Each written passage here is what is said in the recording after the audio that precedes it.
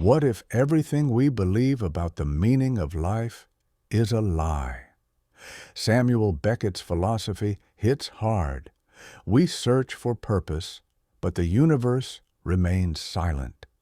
We crave connection, but we're trapped in the solitude of our own consciousness. We speak endlessly, but words never reach their target.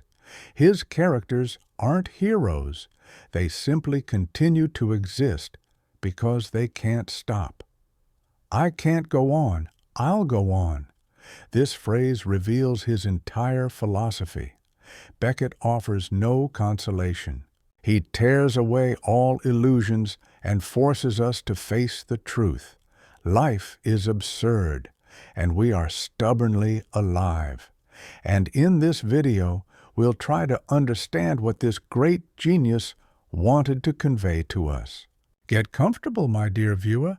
I prepared a fascinating journey for you. But before we begin, be sure to subscribe to my channel. Part 1. To really grasp what Beckett is all about, you gotta kick things off with his main idea, that life is just plain absurd. But what's he mean by absurdity anyway?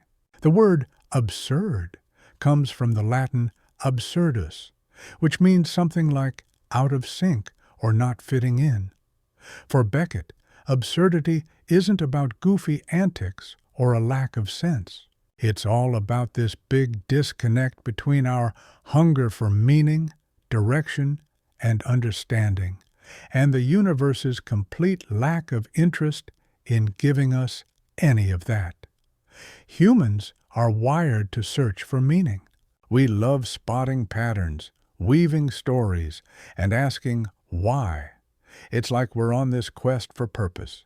But meanwhile, we're living in a universe that isn't handing out any big meanings, grand plans, or epic reasons why we're here. We're stuck asking questions that the universe just ignores. That's what Beckett reckons is the heart of the absurdity we're dealing with. Now, Beckett often gets thrown in with existential thinkers like Jean-Paul Sartre and Albert Camus, and yeah, there's some common ground there. They all agreed that life doesn't come with built-in meaning, but Beckett has his own twist on it. Sartre thought we could carve out our own meaning with real choices and committed actions. Camus figured we could fight absurdity by living life to the fullest, picturing Sisyphus as happy, pushing that rock up endlessly. But Beckett, nope, he's not offering any cozy comforts. According to him, even trying to make meaning feels like a lost cause, maybe even impossible. His characters don't go around crafting meaning or bravely standing up to the absurd. They just keep muddling through. They hang around, not because it's worthwhile, but simply because they can't help it. Look at Vladimir and Estragon in Waiting for Godot. They keep thinking about leaving or even ending it all. But they stay, waiting for Godot, who's basically every promise that never shows, every meaning we never get. Let's get into a specific example from Beckett's novel, The Unnameable, which is a real deep dive into his philosophical world.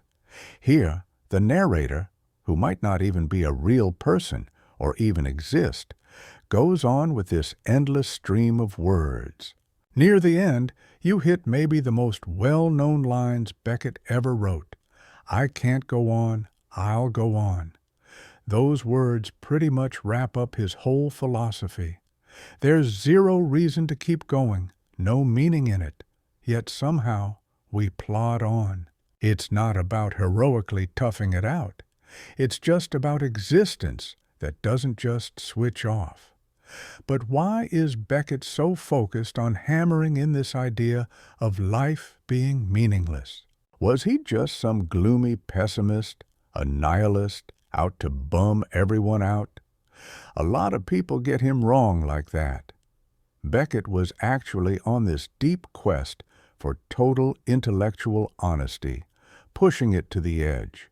He figured out that much of philosophy, religion, and culture are really just fancy distractions from the cold, hard truth of our human condition.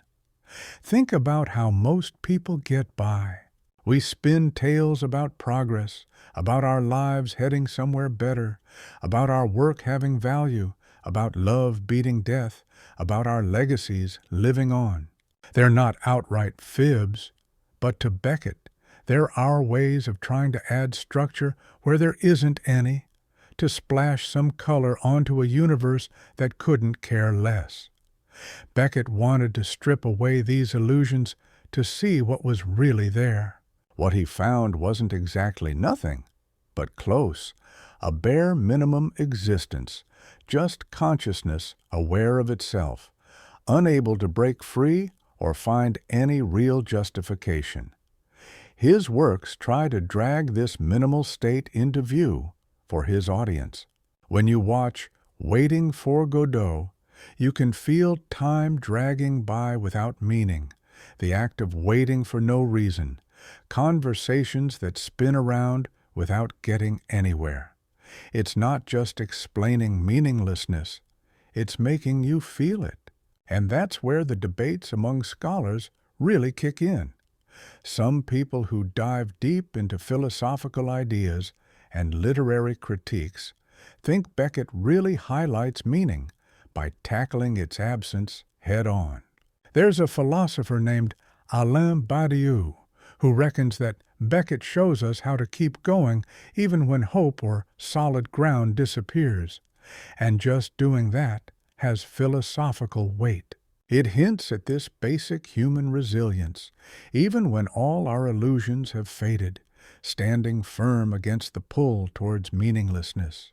Then there's folks like Hugh Kenner, a critic, who points out Beckett's connections to philosophical lines of thought, especially linked to Descartes.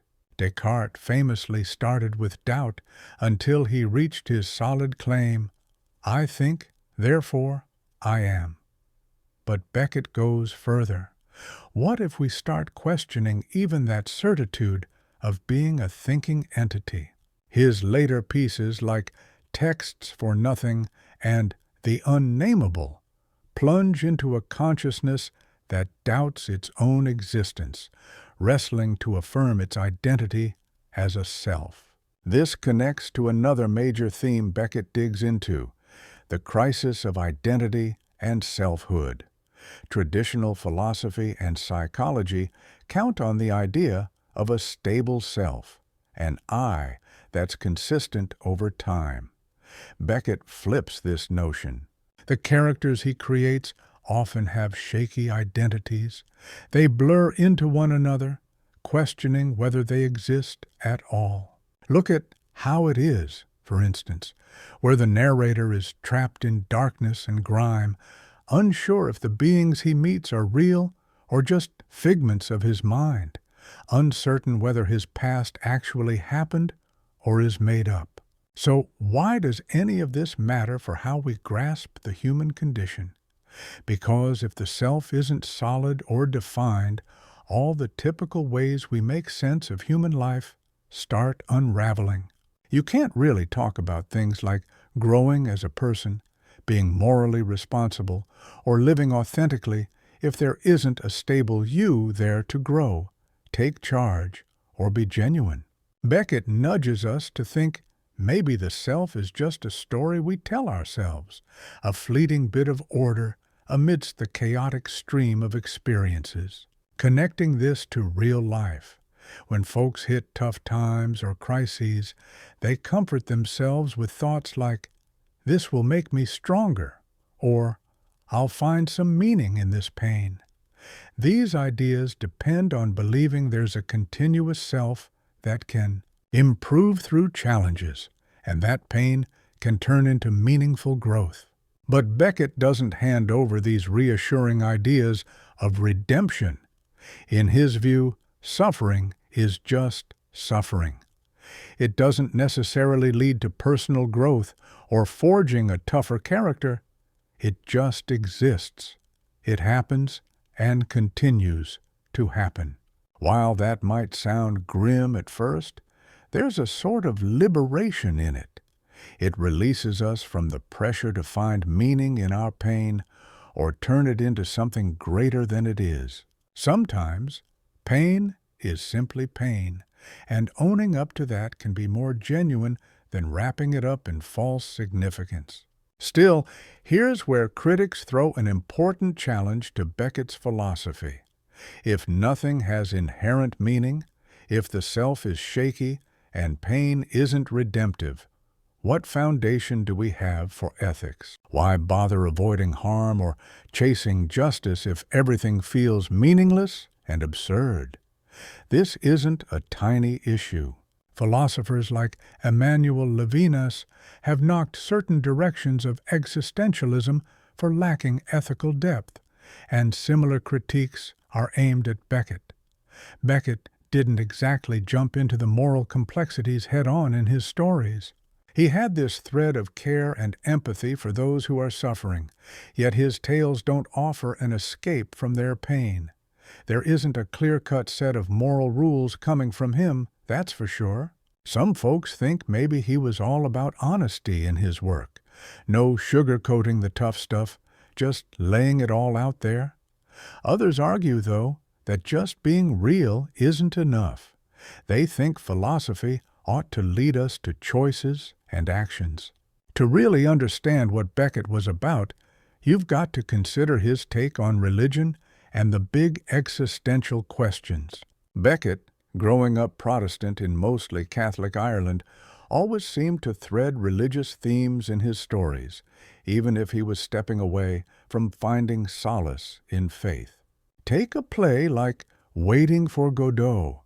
It feels like a quirky twist on hanging around for a God who never pops in, just leaves vague messages through others. It's hard to say Beckett was outright rejecting religion, though. The theologian Karl Barth thought maybe Beckett was deep into religion because he examined the concept of an absent God closely. It's like traditional negative theology, which defines God by what God isn't, and Beckett's work highlights the gap left by God's absence without trying to cover it. Not everyone sees it that way.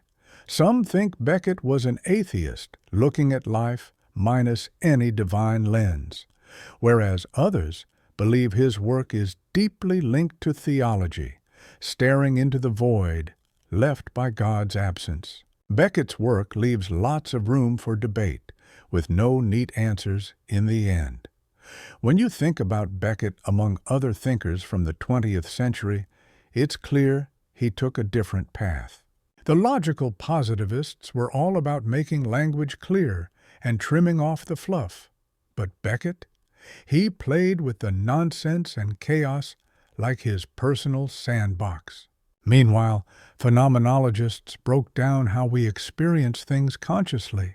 But Beckett threw readers into a whirl of chaos and disorder. Postmodernists might chuckle at how nothing feels concrete, but Beckett didn't find humor there, only an unending grind. What really sets him apart is his style.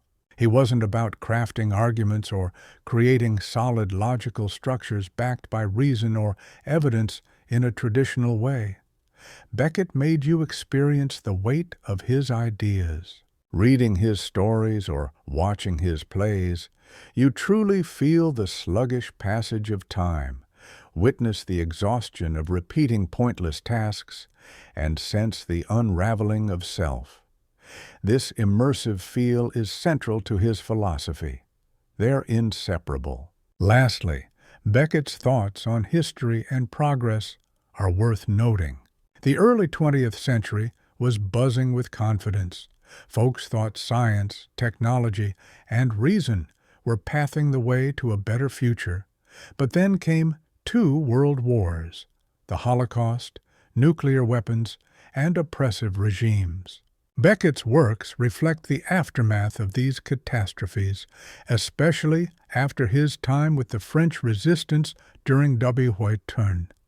He had a deeply cynical view of progress, while others saw history as moving toward something brighter, freedom, enlightenment, a utopian world. Beckett just saw more struggle, pain, and no hopeful redemption. This wasn't just personal despair. He communicated a bigger message. The idea of history marching towards something greater might just be a comforting illusion, a forced meaning in a meaningless expanse. Is Beckett hitting the nail on the head? Is life really as void of meaning and absurd as he suggests? Or is his viewpoint just one intense angle, not the full picture? We'll keep revisiting this question as we explore more, because whether or not Beckett's bleak outlook holds water, it colors how we interpret everything else he has created. What we've laid out so far is the groundwork. Life is strange. Meaning is either lost or out of reach. The sense of self is unstable. Suffering isn't rewarding, yet life plods along. Beckett's philosophical journey kicks off from this point. In the next parts, we're going to explore how these ideas shape his thoughts on language, time, the human body, awareness, and how folks might connect with each other or feel totally on their own. Part 2. Let's explore this fascinating concept where Beckett gives language, silence, and communication, or often the absence of it, a closer look. Language is central to Beckett's philosophical musings, but he has a unique way of interacting with it. He uses language to spotlight its shortcomings. Through his writing, he shows that sometimes what writing is supposed to do just doesn't happen. However, this isn't a contradiction at all. It's this very tension that gives his work its philosophical richness. So, here's a basic question. What's the purpose of language? In traditional Western philosophy, language is seen as a tool for representing ideas and sharing them. Words are meant to correspond to things in the real world. Sentences are expected to express thoughts. Through this amazing thing called language, we share our inner world with others, creating shared understandings. Most folks just go with it without much thought. But Beckett, he challenges this. In his world, language keeps faltering. Words aren't dependable for pointing to the truth. Sentences don't hold clear meaning. Instead of bridging gaps, communication just makes things cloudier. But Beckett's characters keep chatting away because stopping isn't an option. Silence is either unbearable or simply not possible, even when their conversations seem futile. Take Waiting for Godot as an example. Instead of focusing on the story, pay attention to their dialogue. Vladimir and Estragon engage in constant chatter, yet their messages rarely land. They repeat themselves, contradict each other, and forget what they were saying, ending up nowhere. Vladimir even mentions, "We always find something, Didi, to give us the impression we exist." Here, instead of conveying meaning, language just fills the void, as if trying to convince themselves there's some purpose around. But Beckett digs deeper, showing us more than just failed communication. He explores what happens when words lose their tie to definitive meaning and reality seems farther away. In his novel What, the protagonist grapples with a confusing bell system at his job. He tries to decode it, but each try only adds to his confusion. Words multiply into endless descriptions, while clarity slips further. This taps into a key philosophical issue, the concept of private language, which Ludwig Wittgenstein famously tackled. Wittgenstein argued that language is inherently social, thriving on shared contexts and public engagements. Isolated, private experiences can't sustain language since there's no way to check if we're using words correctly. Beckett kicks this notion up a notch. If language depends on social interaction, but real communication isn't happening, then language is just a shared illusion, a collective dream we're all part of. Look at Endgame, another of Beckett's works revolving around language. Here, Ham, who can't see or get up from his chair, interacts with Clove, who acts as his servant, able to move but unable to stop. They're confined to relying on each other despite their mutual disdain. They engage in prearranged dialogues, constantly repeating with slight variations. Ham asks, "What time is it?" And Clove replies, "Same as usual." Time is recorded, but it has no significance. The crux here is that Ham and Clove display language as mere ritual, void of real content. Their conversations don't aim to share or gain insights. They talk because it's the only option. Language becomes a constant tick marking time in emptiness. This reflects a deep truth about how often our everyday use of language is more about social necessity or ritual than about actually conveying meaning. And now, let's flip the coin and take a look at silence. Ever wonder why we keep chatting away even though words, in the end, don't quite cut it? This was a question Beckett pondered throughout his life. His work gradually leaned toward saying less, embracing the quiet, yet never fully went silent. And this point is key. In Beckett's art, silence isn't just the absence of noise. It's something that feels almost tangible. Look at his later plays like Breath, which lasts just 30 seconds without speaking, or Not I, where only a mouth appears in the dark. Here, silence seems to have its own shape. The space between words says as much as the words do, carrying its own kind of meaning, or sometimes a lack of it. Maurice Blanchot, a philosopher, delved deep into the role silence plays in Beckett's work.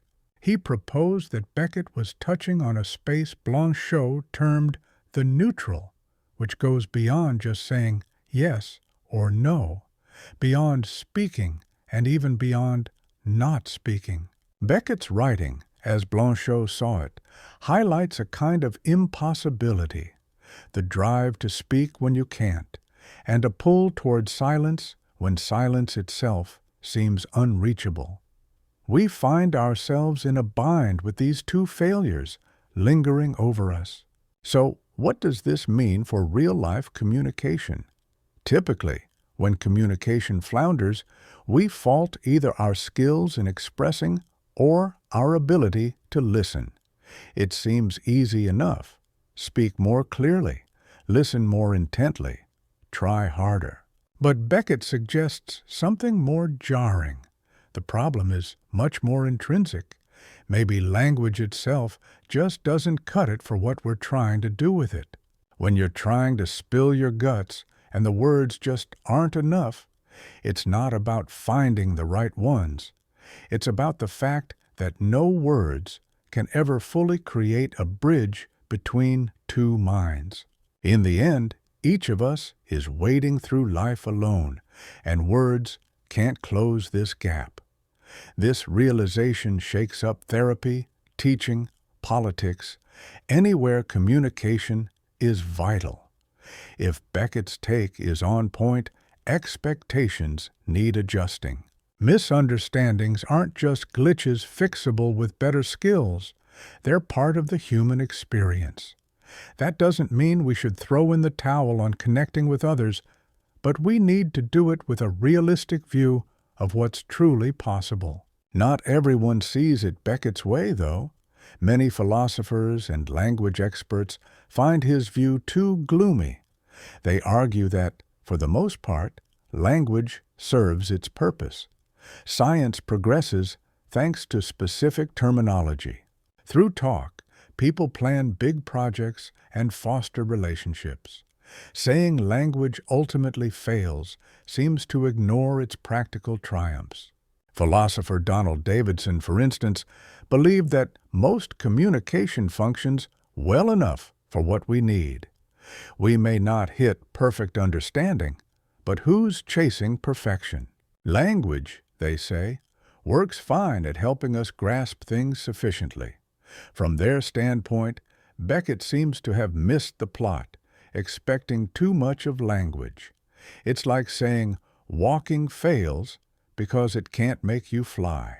Language isn't about perfect thought transfer, but about creating shared understanding, and it's quite successful at that. But Beckett might argue that his critics overlook a profound truth. He doesn't expect miracles from language, but rather reveals a human truth. We long for complete understanding and connection through words, even knowing it's out of reach.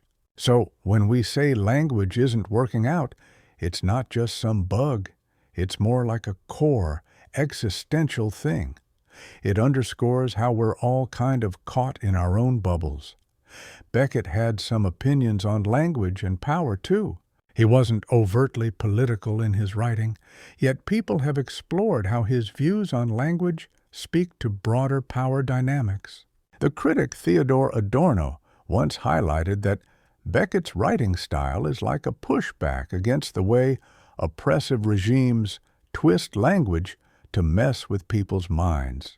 By dismantling ordinary language and revealing its flaws, Beckett carves out a space for genuine experiences, away from those power plays.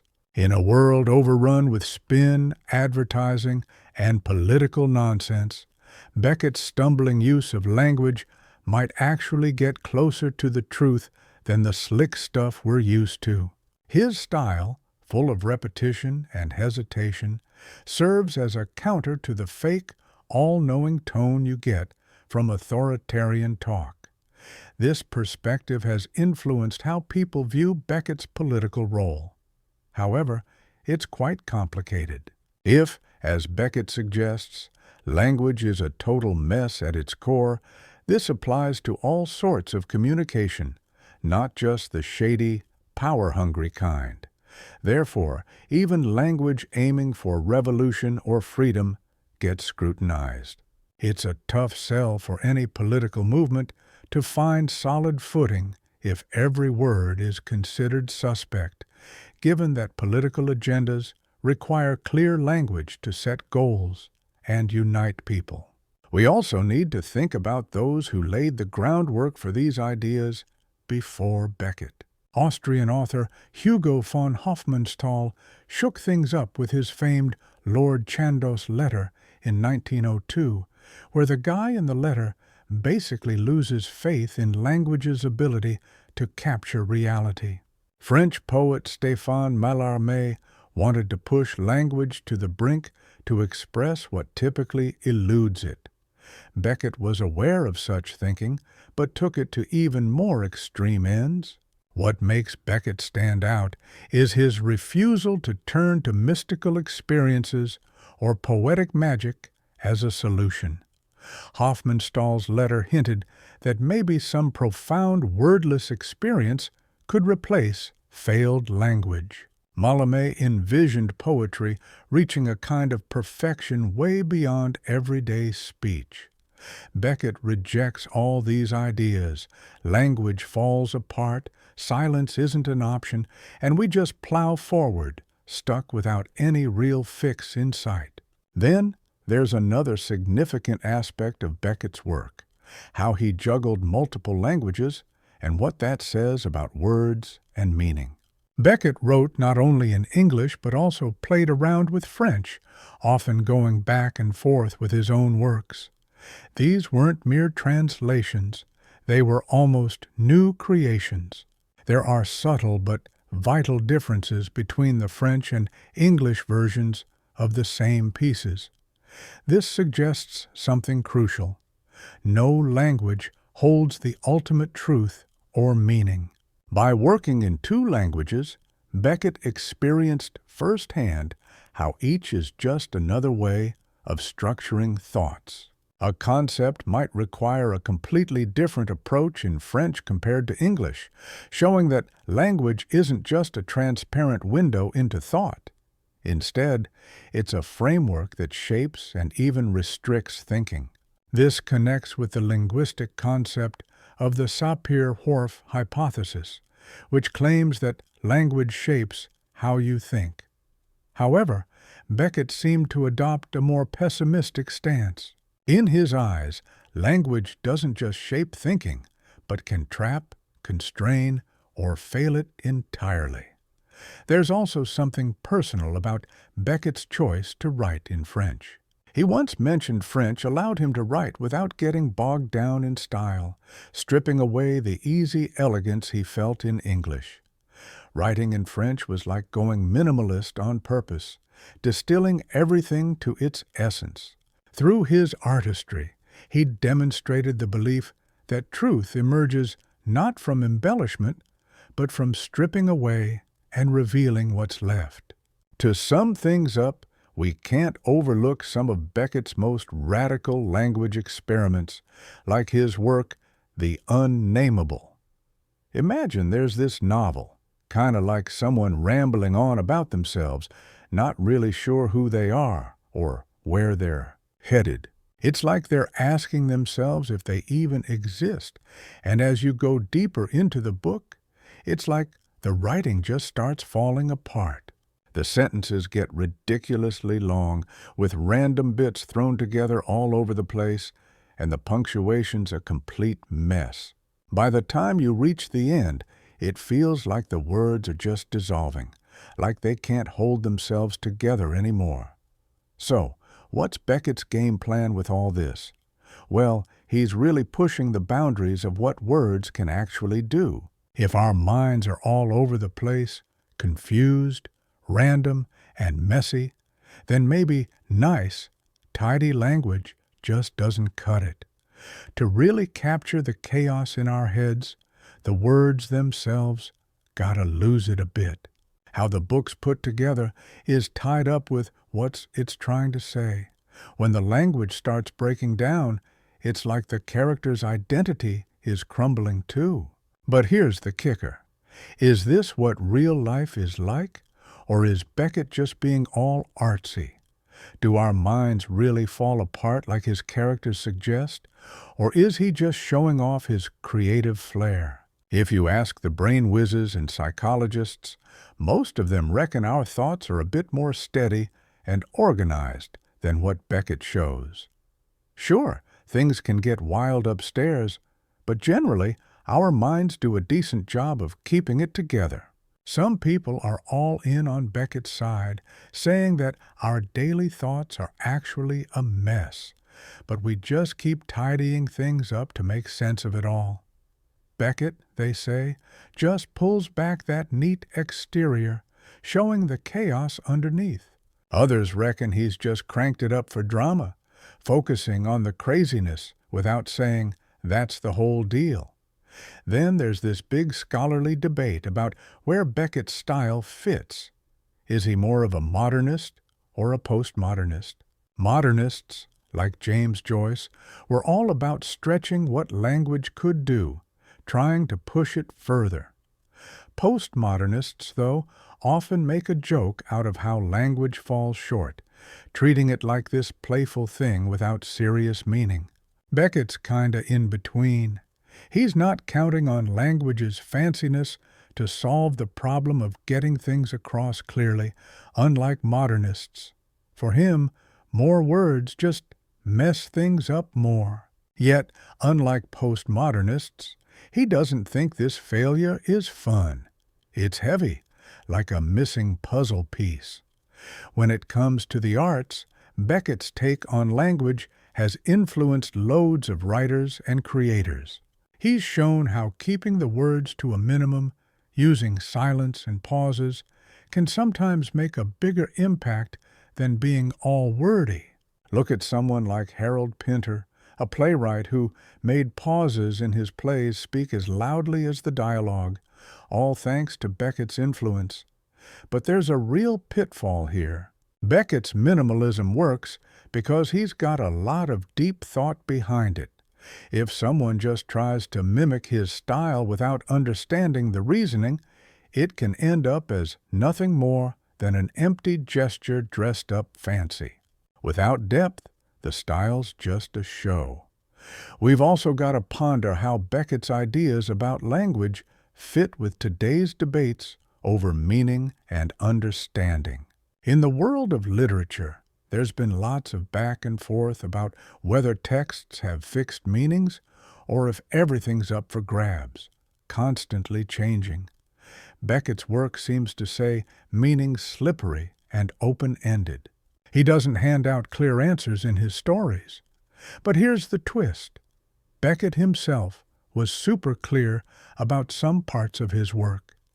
He'd give directors very specific instructions on how he wanted his plays to look on stage. He shot down some interpretations as off the mark, saying he thought his work had its own meaning. But even that meaning might be all about exploring the meaningless. This sets up a puzzle where Beckett uses crystal clear language to underscore how language itself might not be all that clear. Let's peel back another layer of this. There's a link between what Beckett thinks about language and his views on our awareness. If words can't totally describe consciousness, maybe it's because consciousness doesn't fit neatly into language. It might exist before or outside of what we can say, beyond the capability of words. This connects to bigger philosophical chats about qualia, which are those personal, inner feelings like seeing red, hurting, or savoring chocolate. These experiences are tough to nail down with words. Imagine trying to describe the color red to someone who's never seen any color. Beckett's work might be exploring this gap between what we feel and what we can communicate, showing that, no matter how much we say, something crucial remains unsaid. Still, we can't dismiss what language can do. It lets us share experiences in ways that feel rich with meaning. Think about poetry. It can move us and create a sense of shared moments. Saying language completely fails ignores those times when it connects us, even if imperfectly. So, what do Beckett's thoughts on language tell us? We see he thinks language essentially falls short in communicating and representing ideas. Silence won't solve the problem either, as true silence is just as elusive. We've explored how these notions tie into bigger questions about what it means to be aware, the nature of power, and our solitude. We've noted the insights his philosophy offers along with its possible overstatements. What remains is this existential puzzle. We're creatures who must speak despite language's shortcomings and can't just stay quiet, even though it might be a more honest choice. This conundrum doesn't have a tidy fix with better skills or understanding. It's just the way things are. Beckett's greatest feat is making us face this reality head-on, without room for avoidance or sugarcoating. Part 3. In Beckett's world, time isn't just this straightforward thing that clicks along like clockwork. Nope. For his characters, time kinda collects, stacking up like a mountain that's pressing down hard on them. Instead of a neat, past, present, future timeline, they're stuck in this whole different vibe of time. To wrap your head around Beckett's idea of time, you've got to toss out the usual lessons on how it works. Think about it. Most of us treat time like this train journey with stuff happening at stops along the way, influenced by what's behind us, living in the now, and dreaming about what's ahead. Our lives unfold like stories, full of chapters that move from start to end. Pretty linear, right? But Beckett, he flips that on its head. Take Waiting for Godot, for example. It's a masterclass in feeling rooted to one spot. Nobody shows up or leaves. It's maddening. There's a line from the play that perfectly captures how time seems to stand still, going nowhere fast. The two acts echo each other so closely, you wonder if anything's changed at all. Days blur, almost indistinct, as if repeating themselves. The characters aren't sure if today is any different from yesterday. But Beckett isn't just focusing on the sluggish nature of time. He's teasing out this other notion. Maybe the whole forward-moving, meaningful time thing is just a comforting tale we spin to deal with the stagnation. This links to big philosophical ideas about time.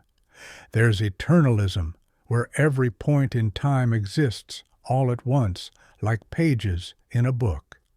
Then presentism, claiming only the present truly matters, the past is done, and the future's yet to be. Beckett seems to hint at something else, an eternal now that's alive, yet not locked into the present. It doesn't simply flow or stand still, it kind of does both. Now, memory. It's all tangled with our time experiences. Usually, we see memory as our connection to the past, teaching us and forming who we are as we march along in life. It strings our experiences together like pearls on a necklace. Without it, we're floating islands, out of touch. But Beckett, he takes our comfy views on memory and wrecks them. His characters often have memories that are wobbly, blending reality with what they dreamt up or imagined. Look at Krapp's last tape. An old guy listens to his younger self on recorded tapes, but he can hardly recognize the person from back then. Instead of linking him to his past, these tapes highlight the distance between who he was and is now. This makes you wonder if memory can truly knit together who we were, who we are, and who we'll become. For Krapp, the taped voice and the current listener are almost strangers, wordlessly sharing a life story. What should connect seamlessly turns into just a big gap. Think bigger. We claim that past blunders forge us and help steer future decisions.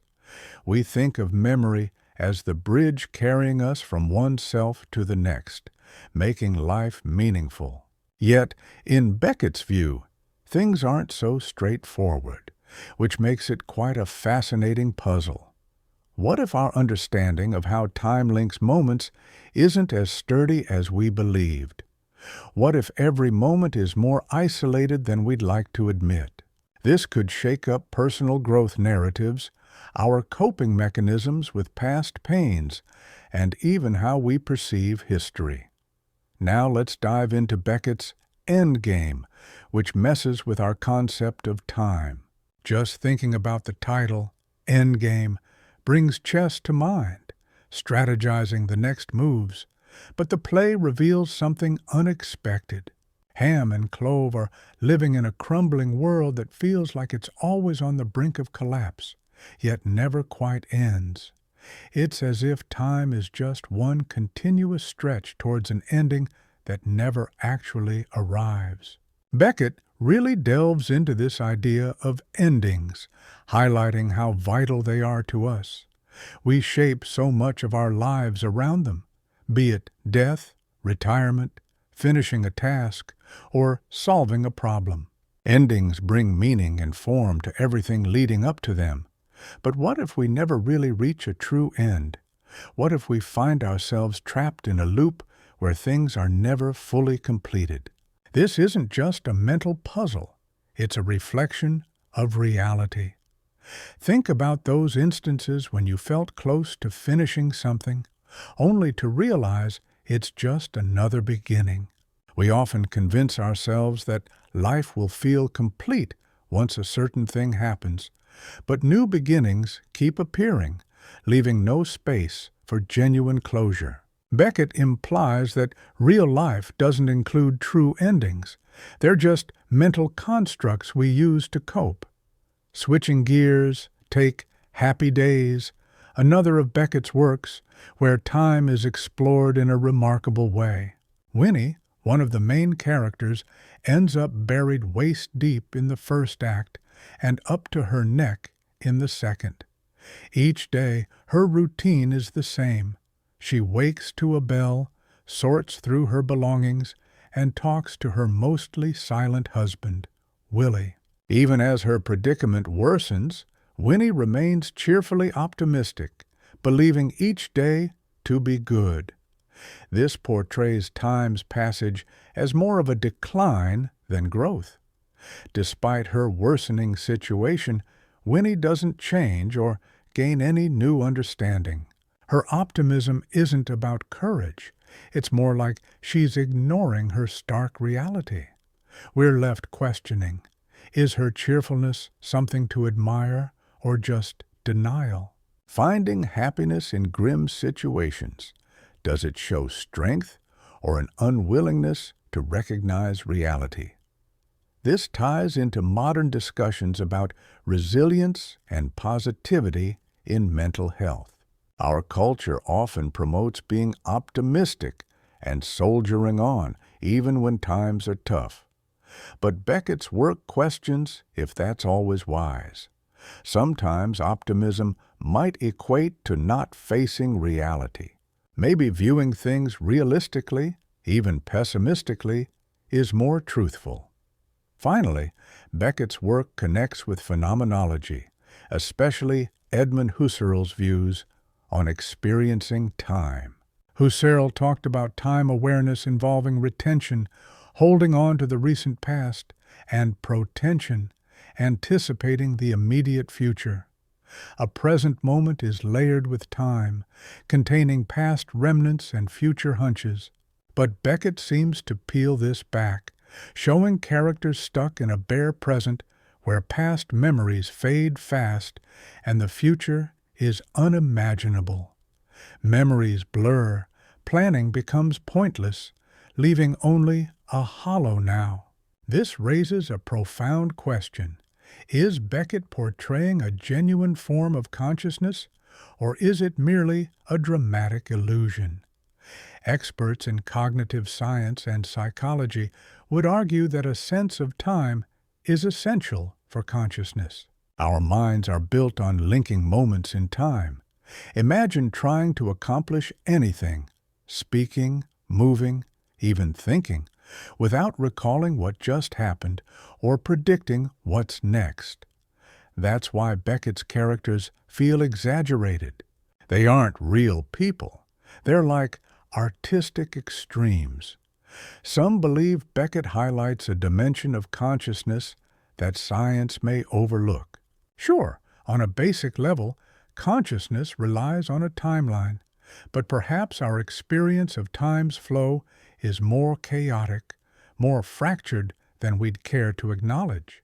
Our smooth perception of time might actually be more of a mental fiction requiring significant effort. All right, let's get into the heart of Beckett's novel, How It Is. In this story, Beckett takes the concept of time and stretches it beyond its limits. You're looking at a narrator stuck in a pit of darkness and mud, crawling around and occasionally clutching onto fragments of a past life. Whether these glimpses are real or imagined is anyone's guess. Along the way, he encounters others, though it's unclear if they're real people or figments of his imagination. The timeline in this novel is a tangled mix of past, present, and future, which all blur together in a confusing mess. The writing style of the book matches this chaos, featuring fragments and a lack of punctuation that tosses conventional sentence structure out the window. You might find yourself lost in this whirlwind, unsure when one idea ends and another begins. It's quite a wild ride that mirrors the disarray within the story itself. Now, why is this depiction of time's messiness so crucial?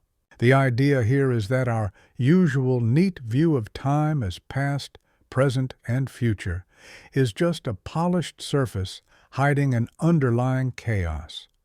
What we experience as time is much more erratic and shapeless than we like to think. We try to impose order with language and consciousness, but this organization might be more of an illusion than we realize. This theme connects back to the ideas of Henri Bergson, a philosopher Beckett was well acquainted with. Bergson made a distinction between clock time, which is about segments we can measure, and lived time, which deals with how we actually feel time's passage. He argued that both philosophers and scientists distort reality by turning time into something spatial, something that can be broken down into parts. In contrast, he believed real time, or durée, flows in a continuous stream.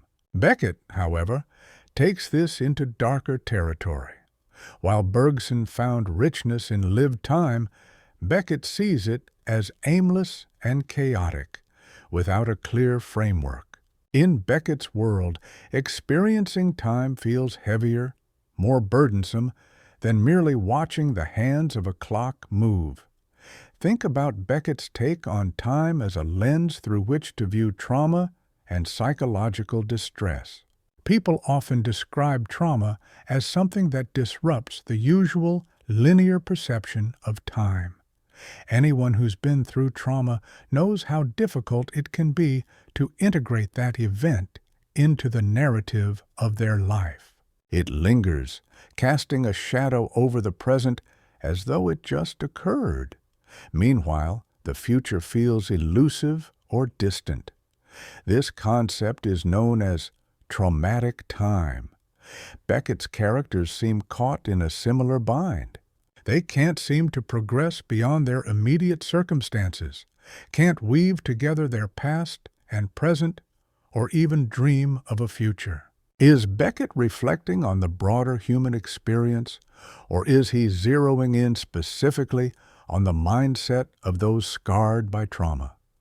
Perhaps his stories resonate because disruptions in our experience of time are more common than we acknowledge. Maybe, just maybe, he's using trauma as a stand-in for the human experience itself.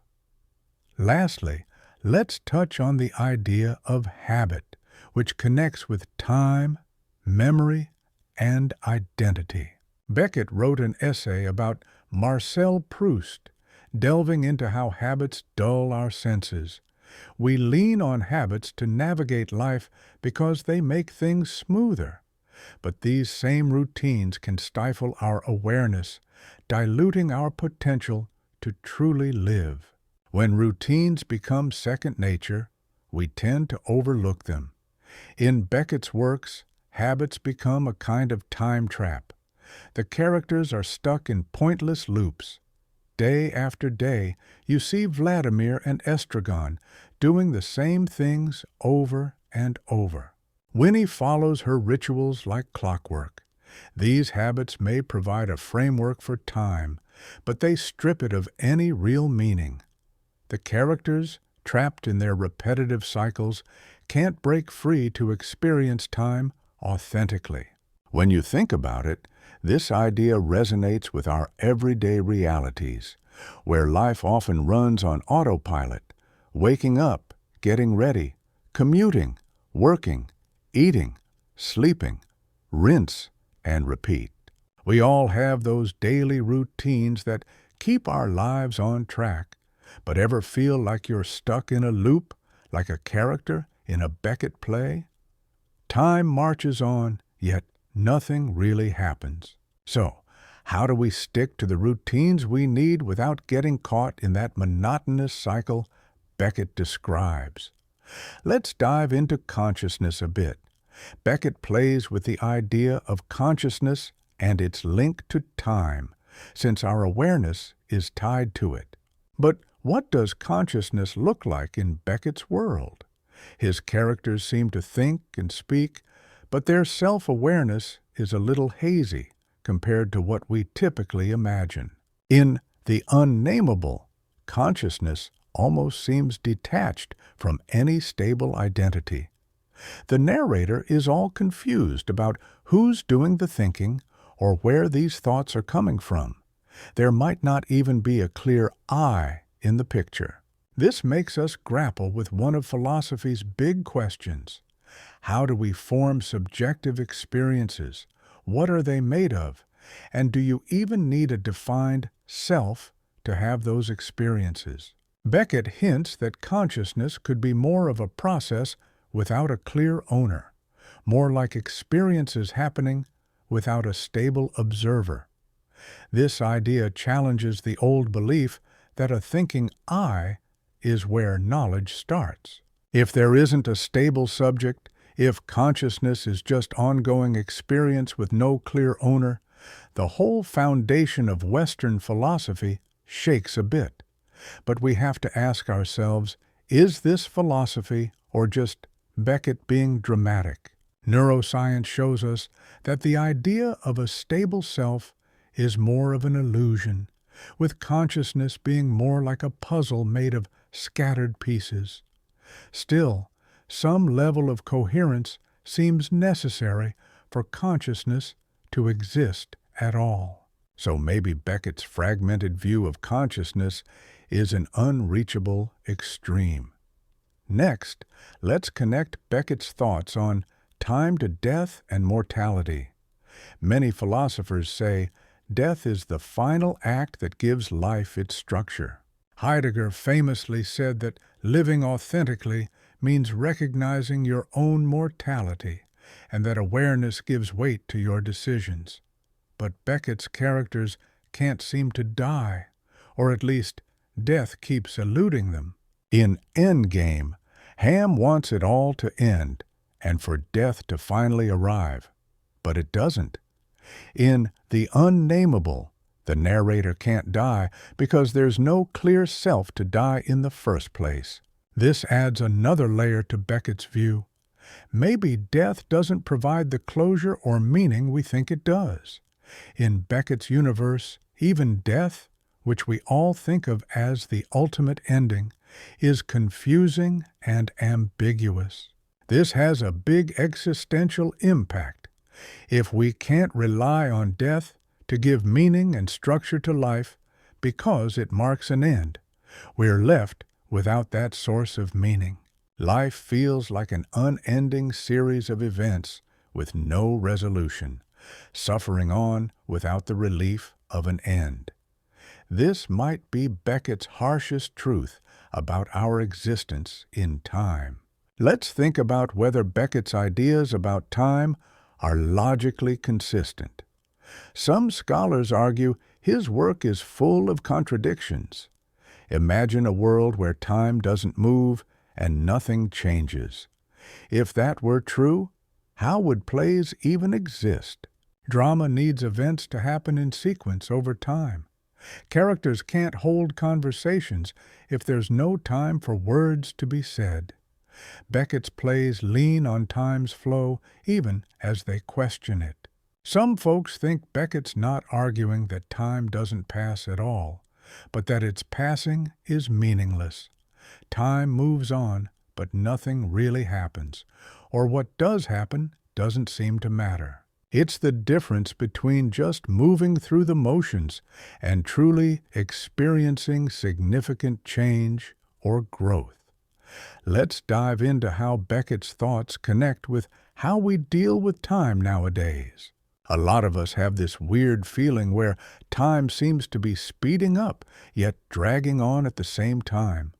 Days kind of blur into each other, years zip past, and we end up feeling like nothing genuinely shifts. We're caught in a cycle of constant activity, but feel like we're not actually moving forward or evolving. This sensation mirrors what Beckett described, almost like he had a hunch about how life would feel today, packed with things to do, but lacking real change. With all our tech leaps and social changes, we seem to be stuck in repeating patterns. His writings might even resonate more now than when he initially penned them, because today's culture feels a lot like the world he depicted. When we look at time, memory, and awareness through Beckett's lens, it pushes us to question our usual thoughts about time. He nudges us to consider that our belief in time moving forward in a neat line might be something we've just made up, that memories might not ensure our identity stays consistent, and consciousness might not be as solid as we assume. Endings could either never come or keep getting delayed. Whether these ideas are spot on or a bit over the top is debatable, but they definitely challenge the things we usually take for granted. Part 4. Beckett's writing paints the body not as just a vehicle for thoughts or a way to get things done, but rather like a heavy burden, something that leads to pain and ultimately betrayal. In his stories, the characters aren't simply minds operating a body.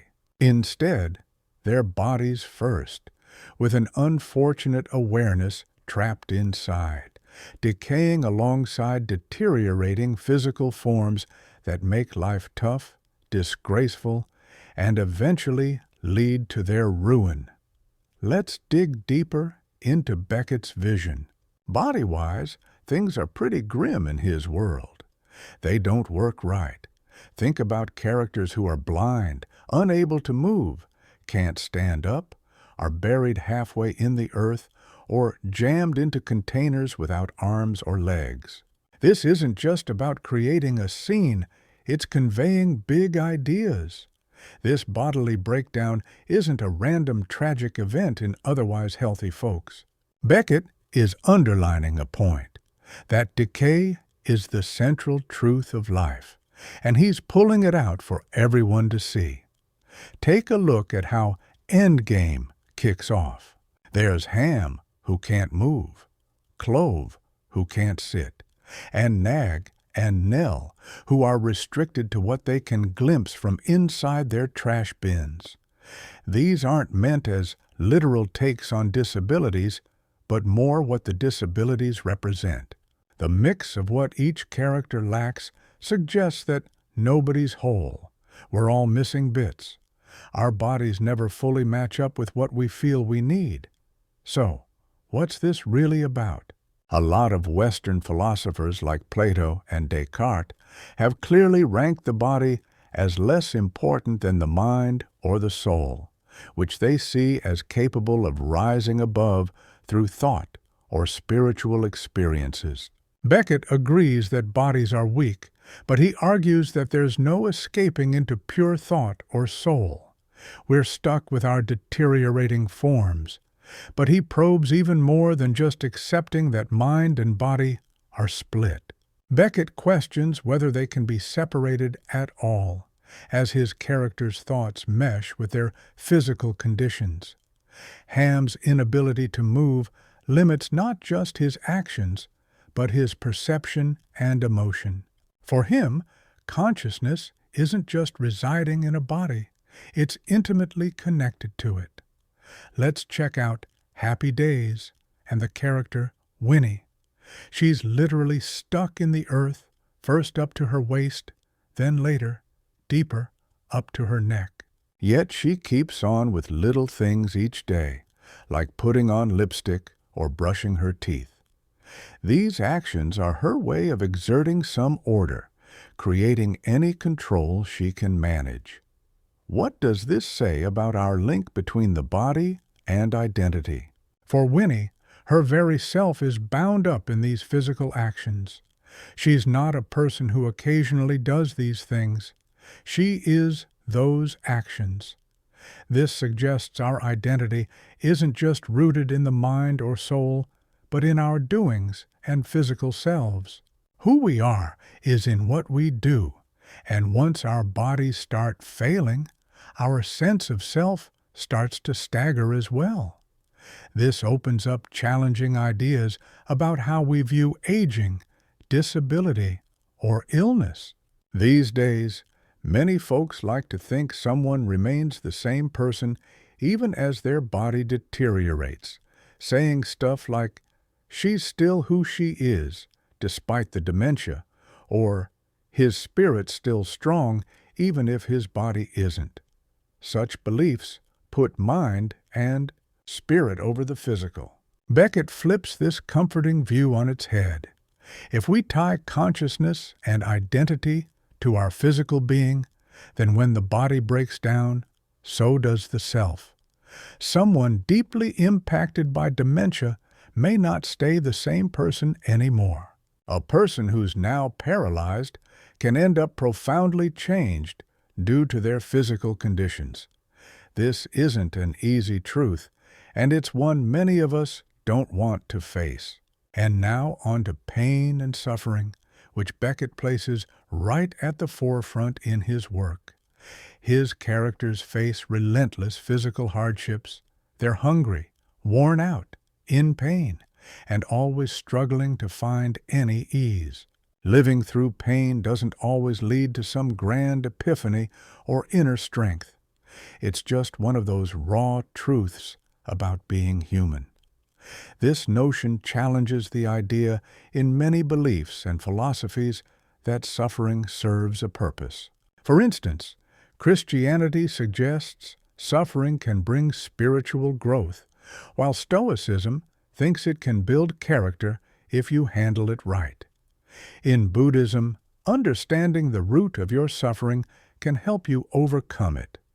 But Samuel Beckett, he doesn't hand out those reassurances. In his play, Not I, Beckett puts you in a stark, intense world.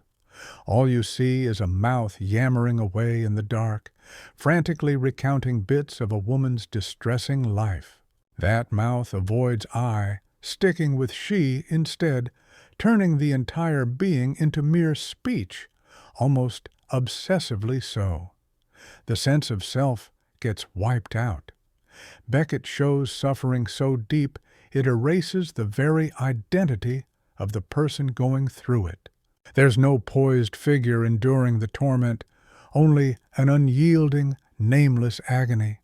So, maybe we're wrong to think people in pain somehow endure with their identities intact.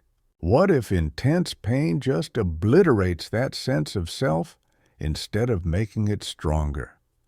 Beckett also explores how our bodies and communication are intertwined.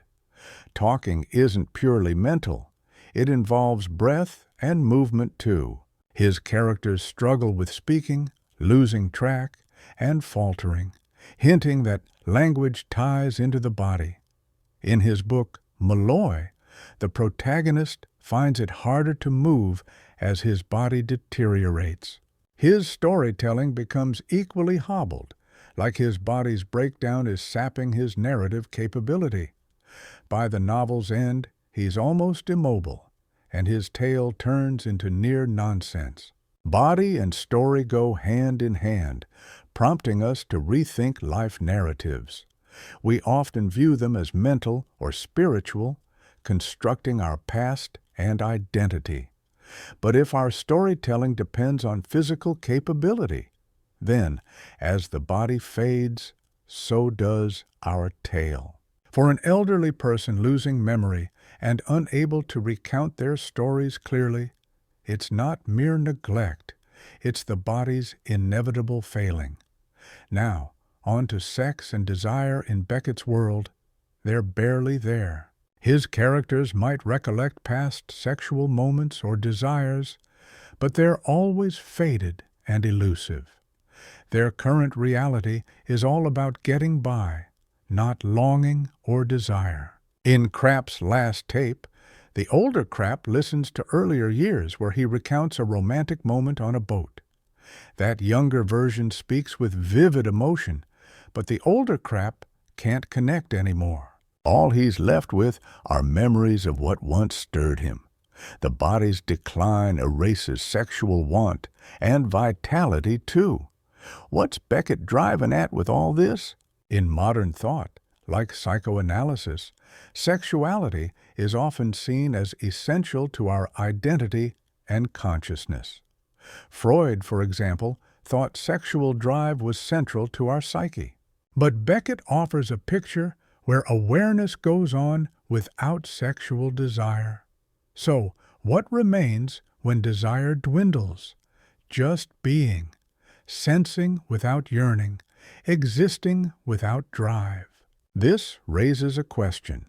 Is desire truly central to consciousness, or can it vanish while leaving behind a subtle awareness? If consciousness can persist without desire, perhaps those theories seeing desire as core might be off target. So, there's this thought floating around that in Beckett's work, just having a consciousness without any desire might mean losing something crucial, maybe making us less human. Let's take a deeper look at how Beckett handles the whole body thing and connect that to disability studies, a field that really picked up steam after Beckett had already left the scene. People studying disabilities often get a bit wary when stories turn disabilities into metaphors, kind of like when a physical issue stands in for some moral or spiritual gap. So, does Beckett do this? Are his characters with disabilities just stand-ins for bigger philosophical or existential ideas? It's a bit tricky to nail down. On one hand, Beckett's characters don't really portray actual disabled folks living their lives. They're quite obviously symbolic, standing in for broader ideas about limits and suffering. On the flip side, by making disability an everyday part of his tales, not just an add-on, he could be hinting that limitations are just part and parcel of the human experience. That could be way more groundbreaking than just using disability to make a point.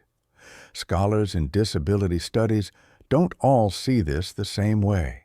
Some think it's liberating, showing that having a perfectly working body could be just a mirage, pointing out we're all pretty much vulnerable and physically limited.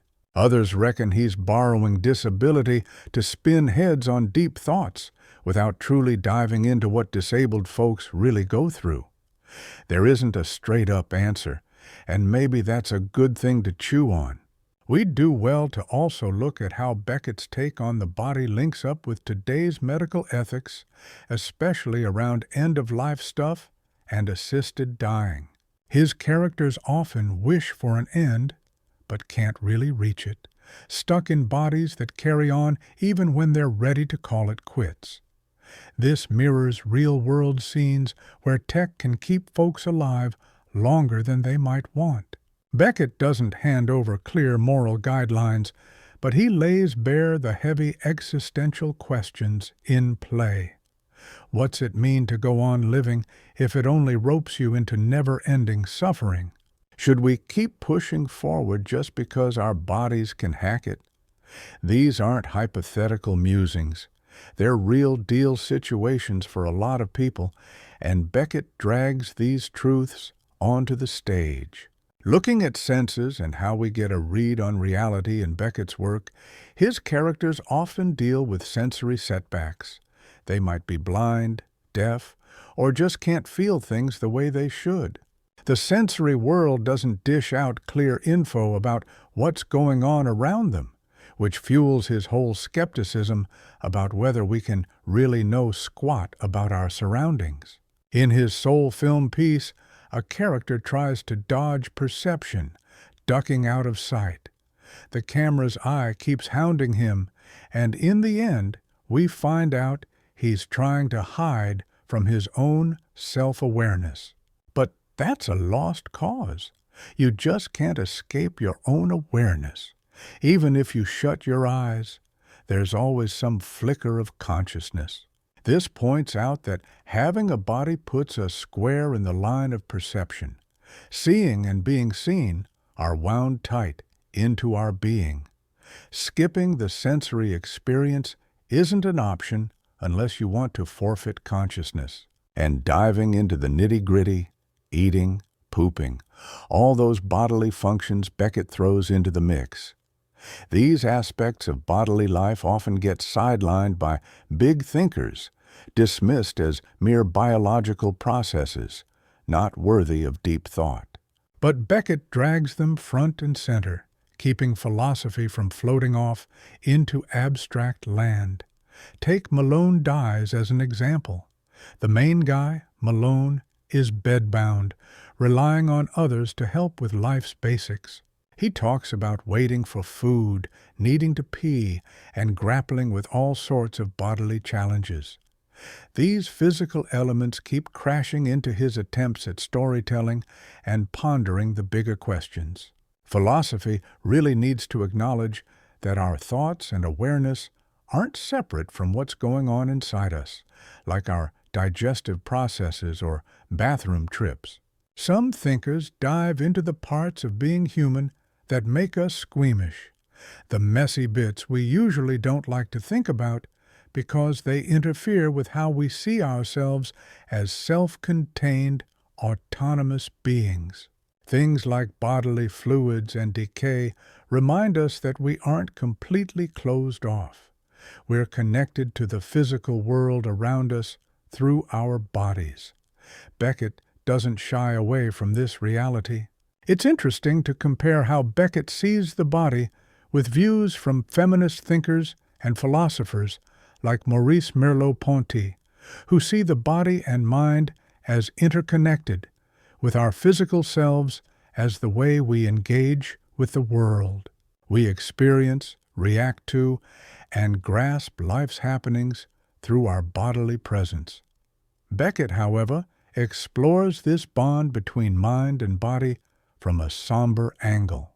While phenomenologists often view the body as meaningful, Beckett sees it as inhibiting and full of suffering. This makes us question, is having a body inherently negative, or is Beckett just highlighting the grim aspects to make his point? Feminist philosophers might have critiques about how Beckett represents the body too. His male characters tend to be immobile, while his female characters might get a bit too much focus on their bodies or sexuality. How we present bodies is essential, and taking a close look at Beckett's approach is worthwhile, even if it goes to some pretty deep places. Another thing to consider is how Beckett ties our physical decay to time's passage. Our body's aging is a more undeniable sign of time than simply watching a clock tick by. We grow older, frailer, and inevitably closer to the end through changes we can't dodge or ignore. In a way, our bodies are like clocks marking our journey toward the finish. But Beckett doesn't make this straightforward. His characters come apart, but not in the usual or predictable fashion. They seem stuck in a kind of decline, but can't seem to reach an end. So maybe this supposedly clear, predictable timing we think our bodies have isn't so clear-cut. Are we moving closer to death, or just continuously sliding downhill without a finish line? Let's reflect on how Beckett relates bodies to technology. Crutches, bicycles, canes, and tape recorders are often used by his characters. These gadgets enable them, but also underline their physical limitations.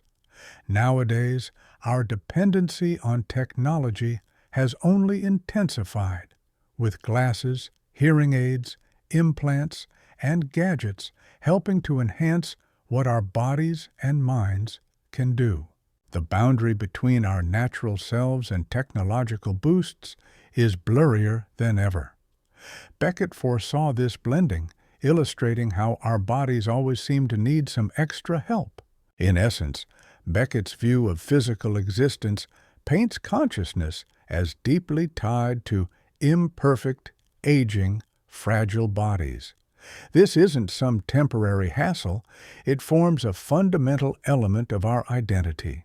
The body cannot just be shoved aside in favor of the mind or spirit, but persists as an ongoing limitation and challenge. Whether this captures the entirety of our physical life, or just casts a light on the tough stuff, is debatable. Yet it undeniably questions ideas of consciousness that ignore the body. Part 5. In Beckett's universe, it's like folks just can't connect, not because of things they can change, but because there's this basic gap that defines being human. His characters might share the same space, but there's no real connection happening. They chat a bunch, sure, but there's no genuine understanding. They depend on each other, yet deep down, they're utterly alone. This way of looking at human relationships nudges us to rethink our ideas about how society works and whether real connections are even a thing. Now, let's zoom in on the main contradiction. In Beckett's plays, you always have a bunch of characters hanging around, but they can't form real bonds. They're together in the flesh, but emotionally miles apart. Take Vladimir and Estragon from Waiting for Godot, for example. They seem pretty tight, maybe even close pals. They've been sticking it out together while waiting seemingly forever. But oddly enough, they don't really seem to know each other all too well. Conversations slip from memory as soon as they end, and they can't use old chats to build a shared story. Side by side, yet stuck in their own heads, that's their reality. The real kicker here challenges the notion that spending time with someone automatically builds real connections. Usually, we expect shared experiences, memories, and challenges to strengthen bonds over time. But what if those shared moments don't actually lead to understanding? What if, after years together, each person is still wrapped up in their own bubble? Then there's the idea of dependency in Beckett's stories. It's everywhere, but ends up being pretty empty, since there's no real give and take.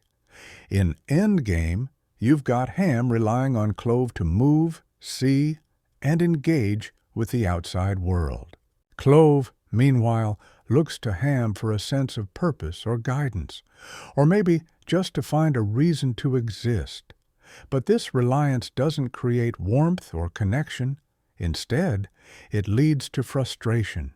Ham often asks Clove why he sticks around, and Clove struggles to come up with a good answer. This question highlights that their relationship lacks a meaningful base, something to justify its continuation. Yet they carry on, tied together by dependency that doesn't form a real bond. Is this what human connections boil down to? Just necessity without love, loyalty, or meaning? What does this say about relationships more generally? Maybe they linger not because of any real connection, but because of codependence, routine, or lack of alternatives. We spin stories about love and friendship, but maybe it's just about having someone around to help with life's messiness. Let's dive into how these characters try so hard to communicate, and yet it never quite lands. In Beckett's plays, there's no shortage of dialogue. Characters yammer because they can't handle the silence, not because there's anything meaningful to share. But this endless chatter doesn't lead to real understanding. It just kills time without true communication taking place. In Endgame, it's the same old pattern. One character tosses out a question, another responds, but it's never quite right. Dialogues loop without resolution, and questions either hang unanswered or responses miss the point entirely. It's not just about amusing miscommunications, it's an epic communication breakdown. This loops back to the bigger philosophical ideas on language we talked about earlier, now focusing on its social side. If language can't accurately reflect reality, or express what we're feeling deep down, it surely can't bridge the gap between separate minds. We're all kind of trapped in our own little worlds of experiences that words just can't quite capture. So, when we chat to connect with someone, we're really just engaging with the language, not genuinely linking up with the other person. Let's dive into Rough for Theater 1 and Rough for Theater 2, a couple of short plays that explore relationships where help is supposed to be offered. In one play, there's a blind guy and a guy with a limp trying to work with each other, supposedly covering for each other's weaknesses. The other play features two men who are trying to help a third man who might be feeling like he's had enough of life. Both stories show how offering help can sometimes miss the mark or even make things worse. So, what's the main takeaway here? Today's take on ethics and psychology highlights how essential it is to help, support, and care for emotional well-being. We have faith that genuine help can change someone's mental state, that showing care truly matters. But Beckett questions if helping actually makes a meaningful difference. Maybe what we think of as help is really just going through the motions. It makes us feel good, but doesn't truly lighten the other person's load. This brings up hard questions about fields like therapy, medicine, social work, and other professions dedicated to helping others. If Beckett's onto something, these careers might be based on a flawed understanding of our ability to genuinely help each other. This doesn't mean they're useless. Perhaps the belief in them is necessary. But it suggests we should have more realistic expectations about the outcomes of helping. Now, let's talk about love, which does pop up in Beckett's works, but not in an uplifting way. Characters reminisce about loves long gone, memories that now seem distant and blurry. In Krapp's last tape, there's a touching scene where an old guy recalls a passionate moment on a boat, but it's locked up in a recording, the memory fading from his own mind. Love seems to be stuck in the past, making its realness feel questionable. So, why doesn't Beckett allow love to exist in the present?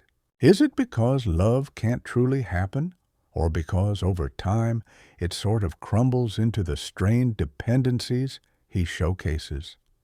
Maybe those romantic tales celebrating lasting love forget how passion cools, leaving only routine and necessity behind.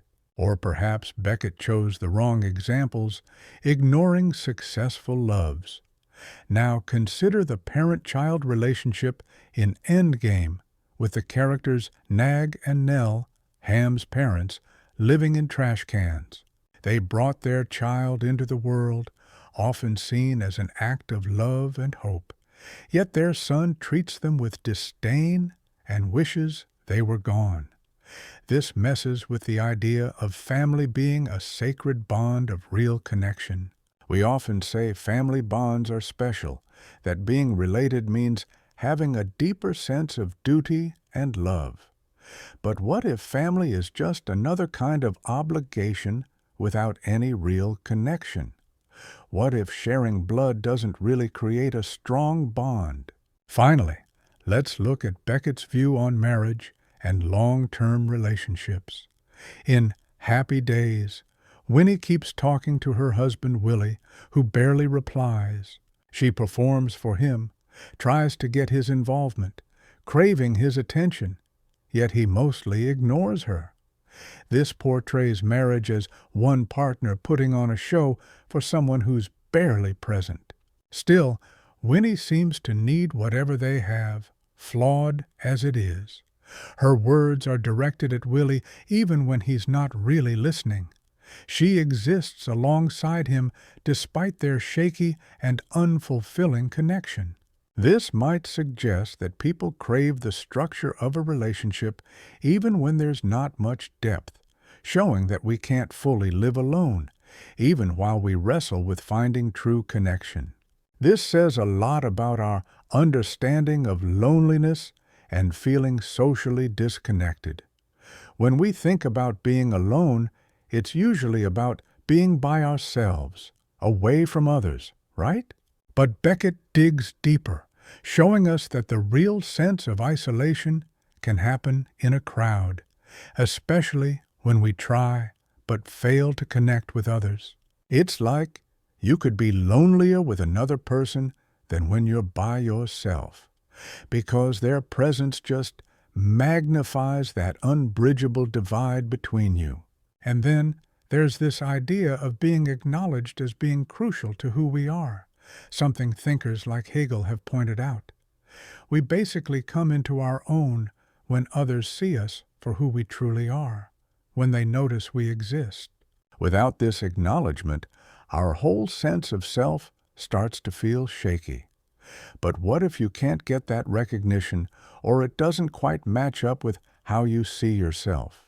Beckett's characters crave to be seen and heard, to have their existence confirmed, but they never get a straight answer. In Not I, there's a resistance to self-acknowledgement, like saying, I is something they just can't manage. So, if recognition is what helps us know ourselves but we can't get it, then our understanding of who we are starts to crumble. Now let's talk about power dynamics in relationships, a big theme in Beckett's work.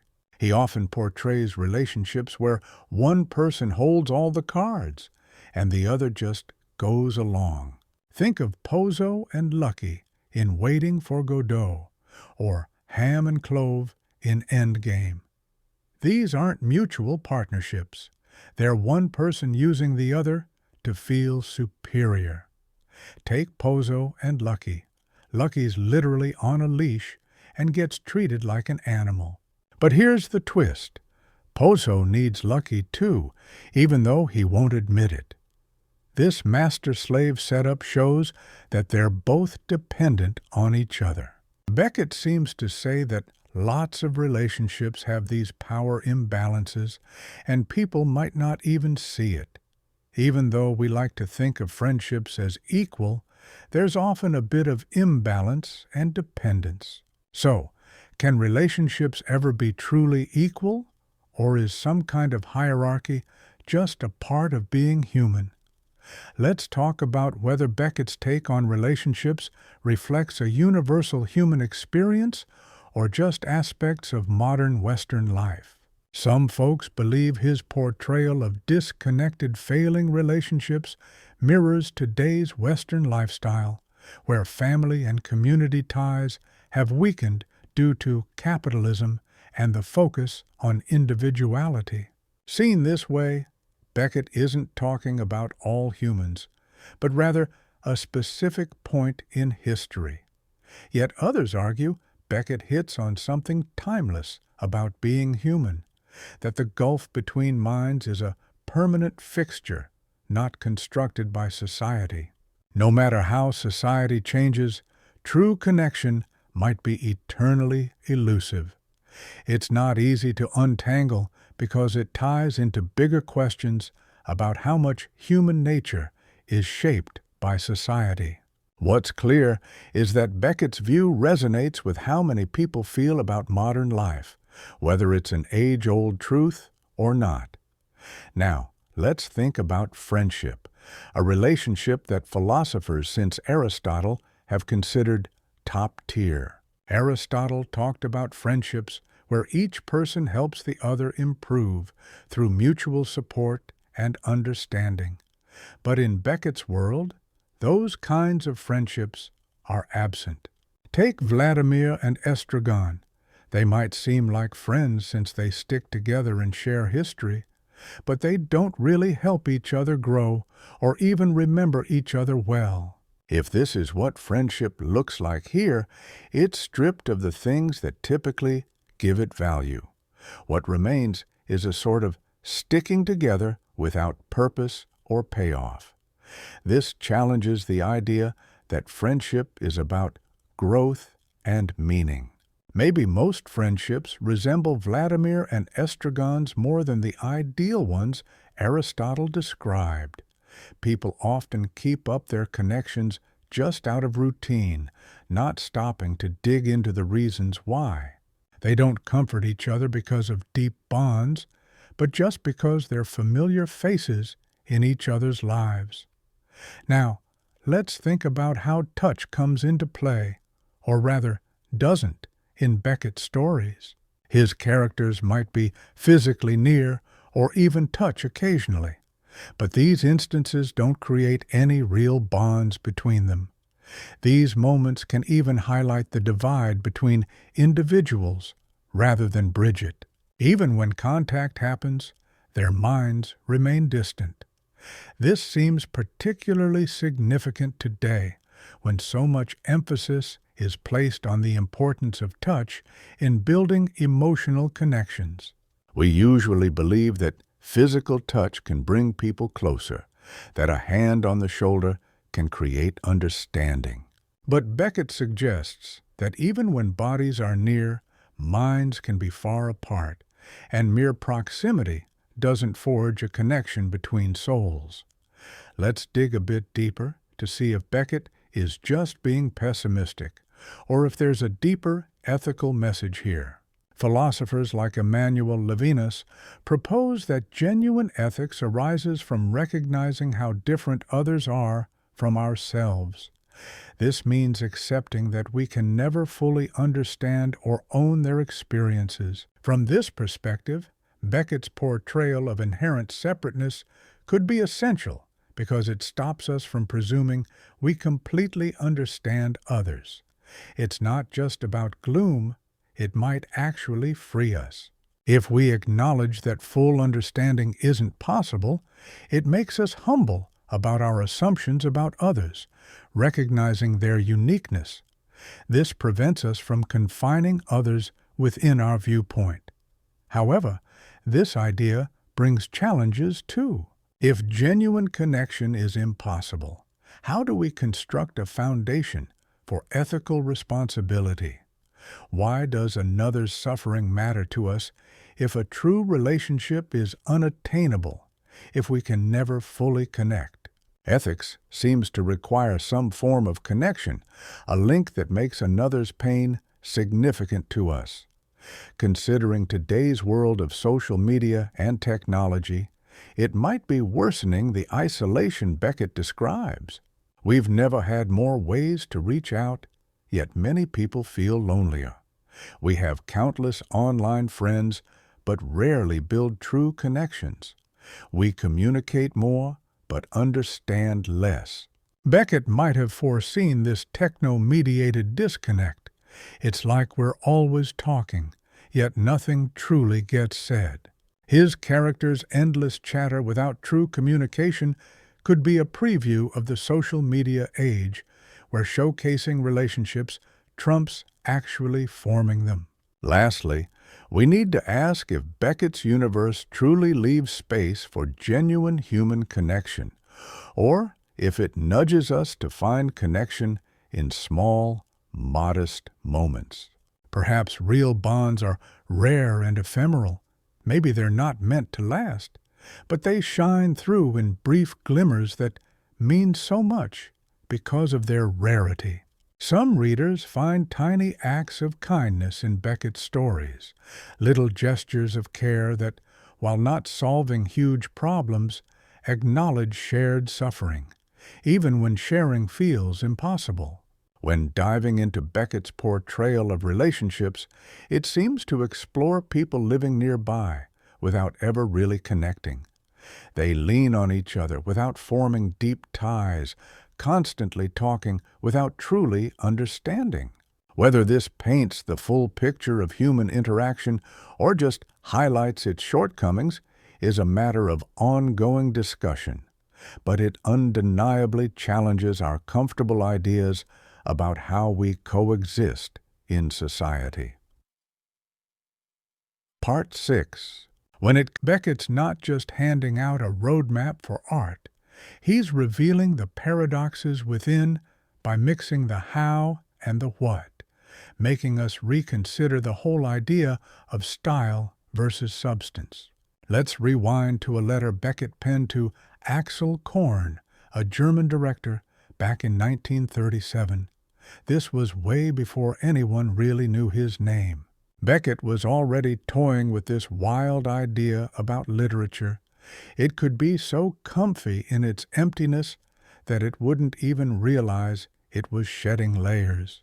He wanted to create works where language gets full of holes, so silence and void could slip in. So, what's the philosophical angle here? Traditionally, think Aristotle, the Renaissance crew, right through Romanticism, art was about capturing reality, stirring emotions, unveiling beauty, or discovering truths. Art was an additive force, bringing something good into the world. But Beckett, he flips that script completely. He's all about achieving nothing, focusing on emptiness instead of stuffing it. This mindset links up with what Theodor Adorno called negative aesthetics. Adorno thought, especially after the 20th century's turmoil, that art celebrating beauty or meaning was kind of a lie, like it was siding with the chaos that created so much harm. He argued that real art should embrace negativity, rejecting comfort, and emphasizing rawness and lack of meaning. Adorno saw Beckett as the champion of this approach. His works aren't about delivering feel-goods or uncovering meaning. They confront us with emptiness, making us experience it up close. And that sort of puts us at a crossroads. If Beckett's game is to challenge why we even make art and to flirt with nothingness, does what he does still count as art? If silence is the enemy, shouldn't that be the final stop? Why bother writing?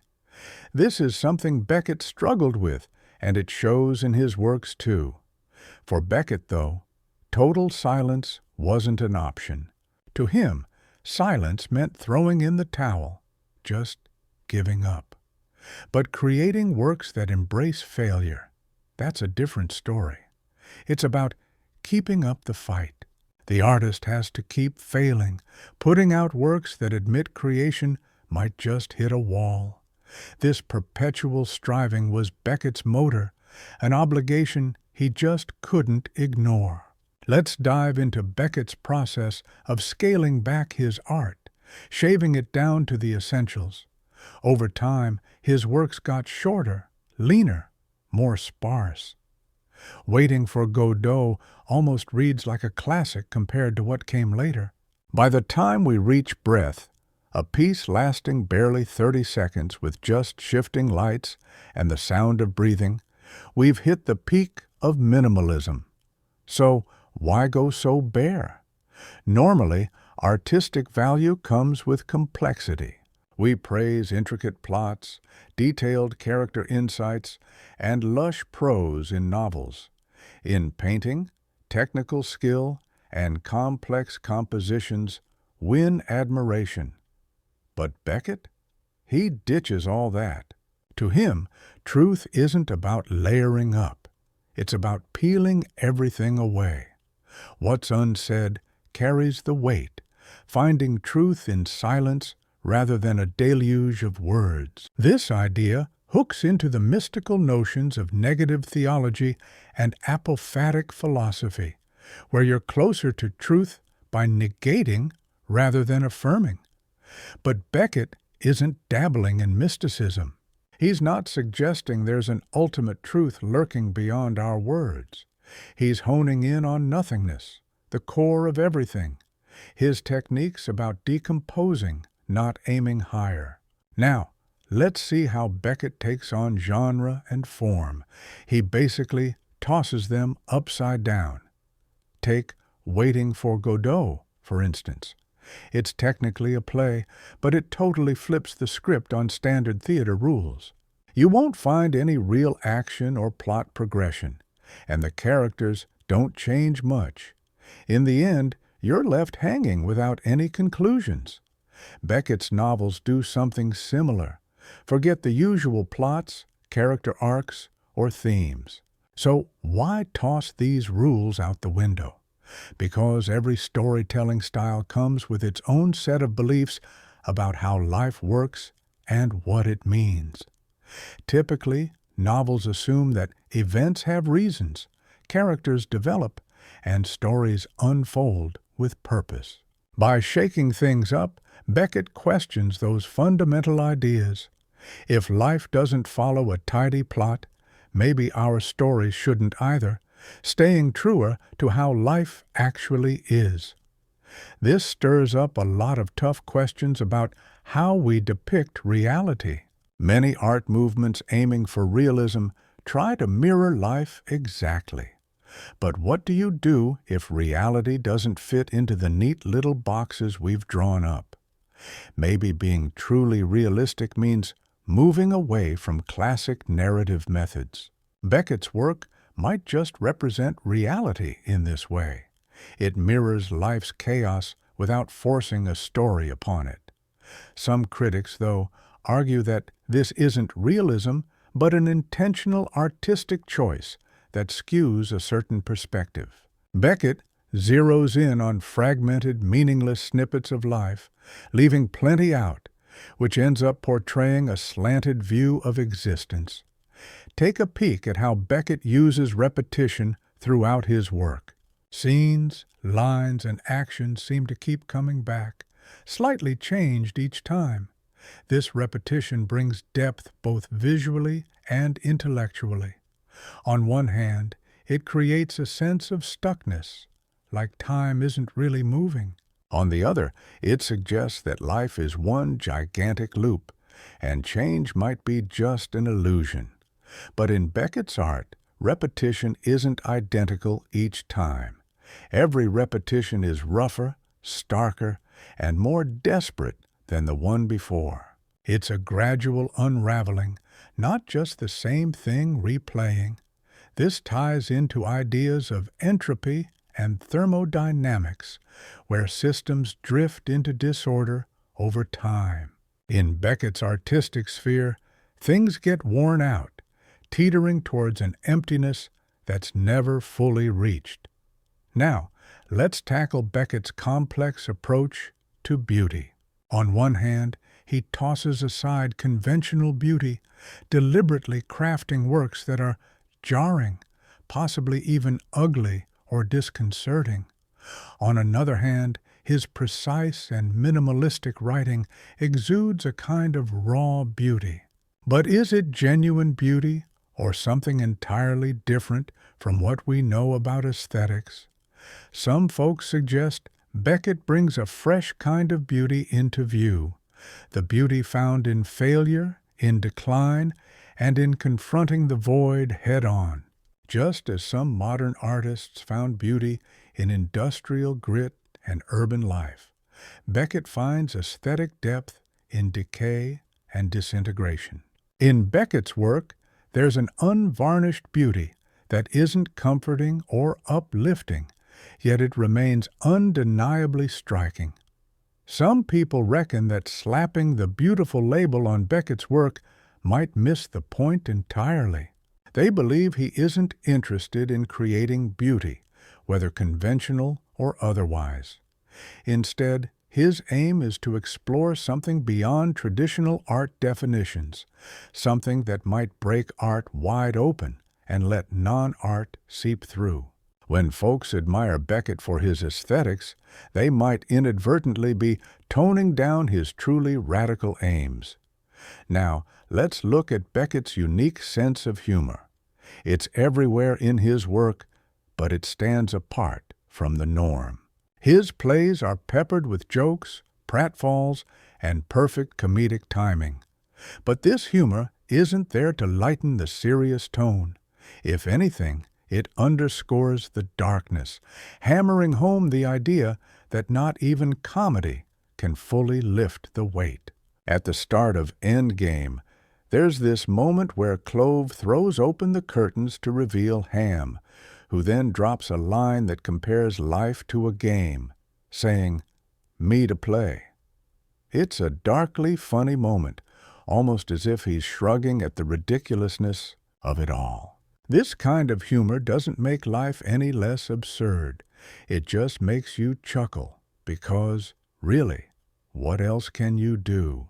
It's a classic example of gallows humor or black comedy, where the laughs come from staring down grim realities like death and suffering. But Beckett takes it beyond just coping. His brand of humor shows how closely comedy and tragedy are intertwined in the whirlwind that is life. Now, let's shift to how Beckett relates to the audience, which really isn't a stroll in the park. He doesn't. You've got to put in the effort to find whatever meaning is there, or deal with the fact that there might not be any, and juggle your own expectations and disappointments in the process. So, what's the point of making art that's intentionally tough? Some say that when art is too easy, it lets people just kick back and consume it without being changed in any real way. But tough art demands that you dive in deeper, and through that discomfort, it might even change you. Beckett's stuff isn't meant for a laid-back viewing. You've got to really engage with it. Of course, there's the other side of the coin where this difficulty can seem a bit exclusive, possibly shutting out folks who don't have the specific background to get what's going on in these complex works. Beckett's plays need patience and a degree of knowledge to fully appreciate, seemingly tipping the hat to those well-versed in philosophy and literature while potentially leaving others scratching their heads. This brings up some big questions about who art is for and if challenging art fits with the idea of being accessible to everyone. Finally, let's talk about how Beckett uses certain theatrical and literary devices to create his unique style. In his plays, he's all about exact setups in terms of space, precise lighting, and strategically placed silences and pauses. These aren't just theatrical flair, they're like philosophical reflections through drama. The arrangement of space, light, and sound becomes a piece of the argument itself. Take Endgame, for instance. The setting is claustrophobic, almost prison-like, with just 2 tiny windows up high. This isn't just background, it's part of the whole message. The characters are stuck in this place, much like how consciousness is trapped in existence without escape. Just the same, the silence and pauses he uses aren't merely the absence of speech. They add a kind of weight, making audiences super aware of time slipping by unfilled, which is part of what the play intends to convey. Now, looking at Beckett's method and how it ties into philosophy discussions. Traditional philosophy uses logic, proof, and breaking down ideas. Beckett doesn't roll that way. He creates experiences that hint at philosophical viewpoints, but doesn't outright argue them. Is that really philosophy? Some in that world might say proper philosophy needs an argument, not just an idea presented. But some argue that certain truths, especially about experience, evade logical explanation and can only be grasped through art. Beckett's in that camp, believing some things aren't meant to be proven, just felt and lived. Wittgenstein believed there's a crucial gap between things we can express in words and those we can only express through our actions or existence. Some concepts, like logic, morals, and art, are best understood not by talking about them, but through how we live and interact with them. This idea is something Samuel Beckett taps into, suggesting that his works convey deep truths you can't just spell out in a conversation. Now, if we explore how Beckett's artistic approach connects to his use of languages and translations, it's quite interesting. Beckett was bilingual, and he often wrote in both French and English. When he translated his own work, he wasn't simply changing everything word for word. He saw translation as an opportunity to creatively reinvent his work. For Beckett, language wasn't just a straightforward tool. You can't completely separate the way something is said from what's being said. Every language brings its own flavor and nuance, so the true meaning is never in a single, definitive text that translates flawlessly between languages. Instead, each version of a text is unique, each telling a similar tale, but in its own distinct voice. There's a long-running debate about what Beckett's style really means. Is it just about embracing the void, or does it offer something uplifting? Some read his work and see only the destruction of ideas, leaving nothing but absence and confusion. Others think there's a kind of courage in Beckett's works, a testament to going on no matter the odds, creating when it seems meaningless, and witnessing without expecting any outcome. Philosopher Alain Badiou feels Beckett nods to what he calls the there is, a minimalist but firm acceptance that things exist, a view that isn't nihilistic. Critics who argue for a purely bleak interpretation believe that finding positivity in Beckett's work is a misunderstanding, watering down his stark vision. He's not celebrating that we exist. He's just acknowledging that we're here, burdened with it rather than thrilled. So, what might modern artists or writers glean from Beckett's way of doing things? Primarily, they can learn about the importance of stripping away excess to focus on simple, powerful truths, understanding that form and content are intertwined, and creating art meant to shake up, not comfort.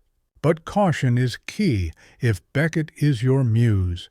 Downsizing can turn shallow, complexity can masquerade as depth, and sheer destruction might lack meaning. Beckett's success lies in his philosophical depth and precision. If those elements are missing, imitations might miss the mark. In the end, how do Beckett's artistic values relate to understanding his works? His art avoids simple explanations, leaving room for questions and meaning that can shift.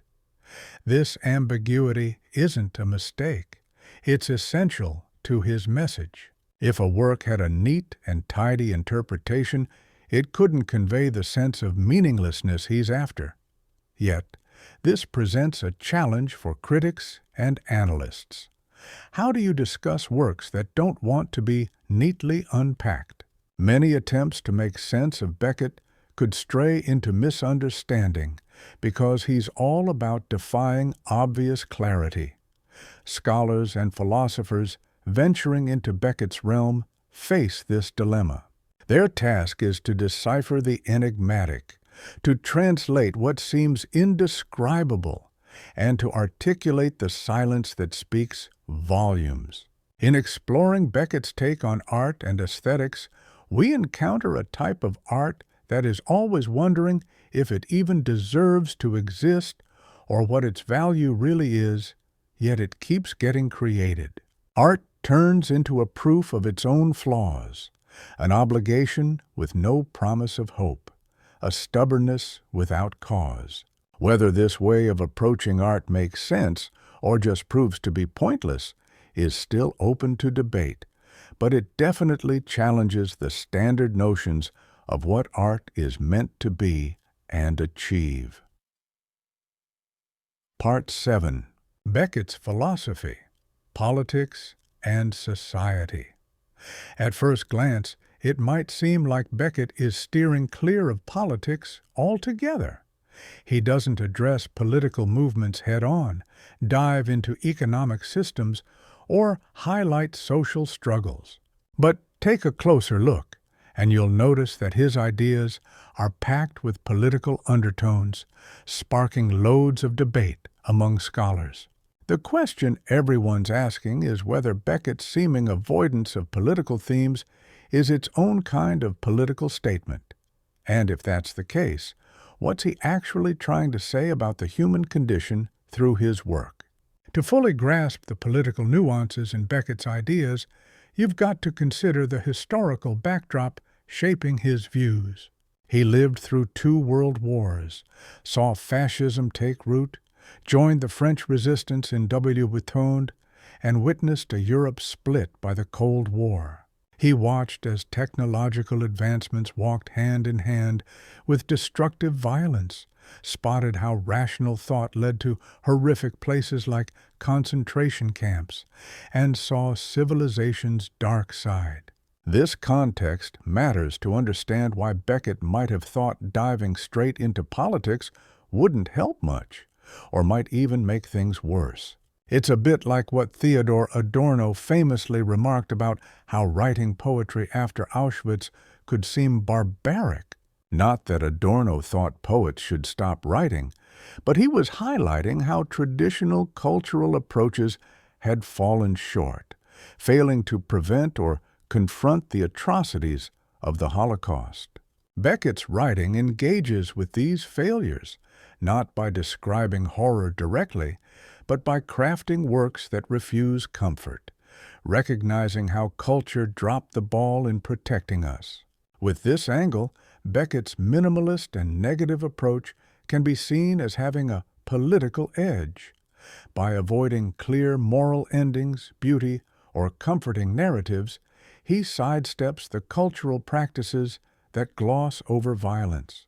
His stark scenarios, characters' relentless suffering, and the ongoing cycles of meaningless events paint a picture of a shattered world, without any promises that art will patch it up. That said, it's important to recognize the downside. Backing away from direct political engagement can come off as passive or even irresponsible. Sure, Beckett doesn't offer easy comforts, but he also doesn't dive into tackling specific injustices or engaging with real-world political conflicts. His characters get caught in broad existential crises instead of concrete historical events. They endure deep philosophical suffering, not directly linked to political causes. Inequalities. These issues are real and fixable if people rally together for change. Let's take a closer look at this critique using some examples.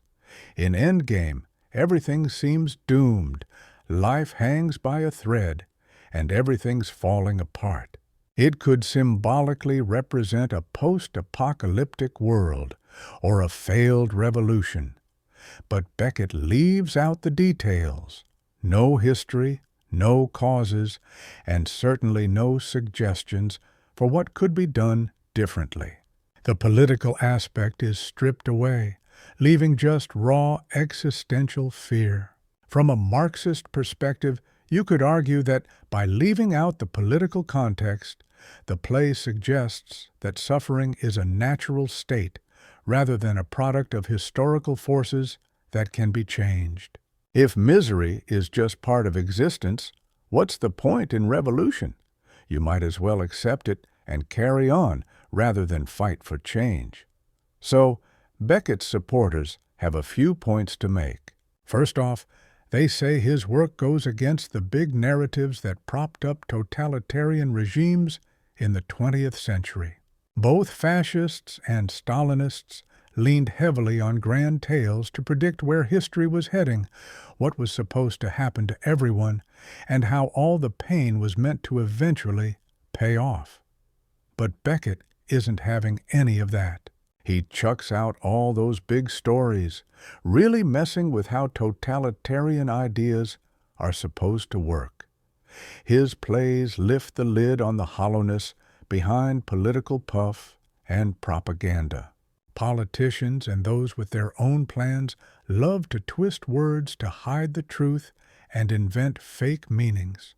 Instead, Beckett's shaky, falling apart language challenges this kind of manipulation, pointing out how words often fail to get to the truth.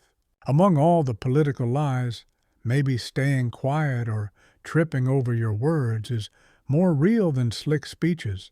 And if you look at the power dynamics in his work, like between Pozo and Lucky, you'll spot how these struggles are present in every political system out there. Be it capitalism, socialism, or any other setup, human relationships always have a bit of hierarchy going on. Understanding this doesn't mean we should just accept it, though. It's about knowing that real political change needs more than just changing one economic system for another. Then there's the matter of class in Beckett's work, which doesn't scream for attention, but is sneaking around in the background. His characters often live on society's edge. They're the wanderers, folks without steady jobs or well-defined social roles. They're not really part of the working or the owning class. They're like outside the economic game. This makes you wonder, are they kind of like what Marx called the lumpen proletariat, those left out by capitalism? Or maybe they represent something essential about being human, no matter what class you fall into. This fuzzy area is important because it shapes how we see the political side of things. If they're linked to a certain class, Beckett's showing us life under capitalism, but shining a light on those without jobs or homes, the ones who slip through the system's cracks. Even if he doesn't go all out criticizing capitalism, his characters highlight its human cost. But if these characters are just human in a broader sense, Beckett could be suggesting class isn't the big thing. It's about the deep questions of existence. Whether rich or poor, employed or not, everyone grapples with the same empty chasm. Critics might say that kind of thinking takes the focus away from real, tough differences shaping day-to-day life for many. Looking at colonialism and post-colonialism, Beckett's life and work bring up some interesting questions. Since he's Irish, from a country that got its independence from Britain during his lifetime, his work sometimes gets analyzed through a post-colonial lens. Some folks see his strange use of language as a way of pushing back against dominant English, and his themes of loss as reflecting colonial struggles. Thinkers like Homi Bhabha suggest Beckett disrupts Western cultural stories, creating unhomely spaces where sure things get blurry. From that angle, Beckett's simple and gloomy style isn't a universal truth, but a specific response to life on the empire's fringe. Still, this perspective isn't without its issues. Beckett wasn't all in on Irish nationalism. He moved to France and wrote in French and English. He didn't exactly weave colonial or post-colonial themes into his work up front, so interpreting him strictly through that lens might feel off, maybe even contrary to what he intended. In recent times, folks diving into feminism have started dissecting how gender and sexuality play out in Beckett's work. There aren't many women in his stories, and when they do pop up, they sometimes feel like they're stuck in old-school roles, more like fantasies than real, layered people. Take Winnie in Happy Days, for example. She's doing this exaggerated femininity thing, even though she's literally half buried in the ground. Critics argue that while Beckett pushes back against a lot of norms, he doesn't really shake up how we think about gender, almost like he quietly goes along with traditional views. In Beckett's stories, it's mostly about guys dealing with their own struggles and isolation.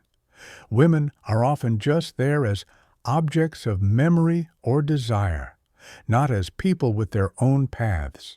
Some feminist scholars suggest that Beckett might be showing, maybe without meaning to, that gender is more like a role people play rather than something concrete by having characters go through the motions of gender roles that don't seem to fit anywhere in particular. But some think this might be reaching too far from Beckett's original intent.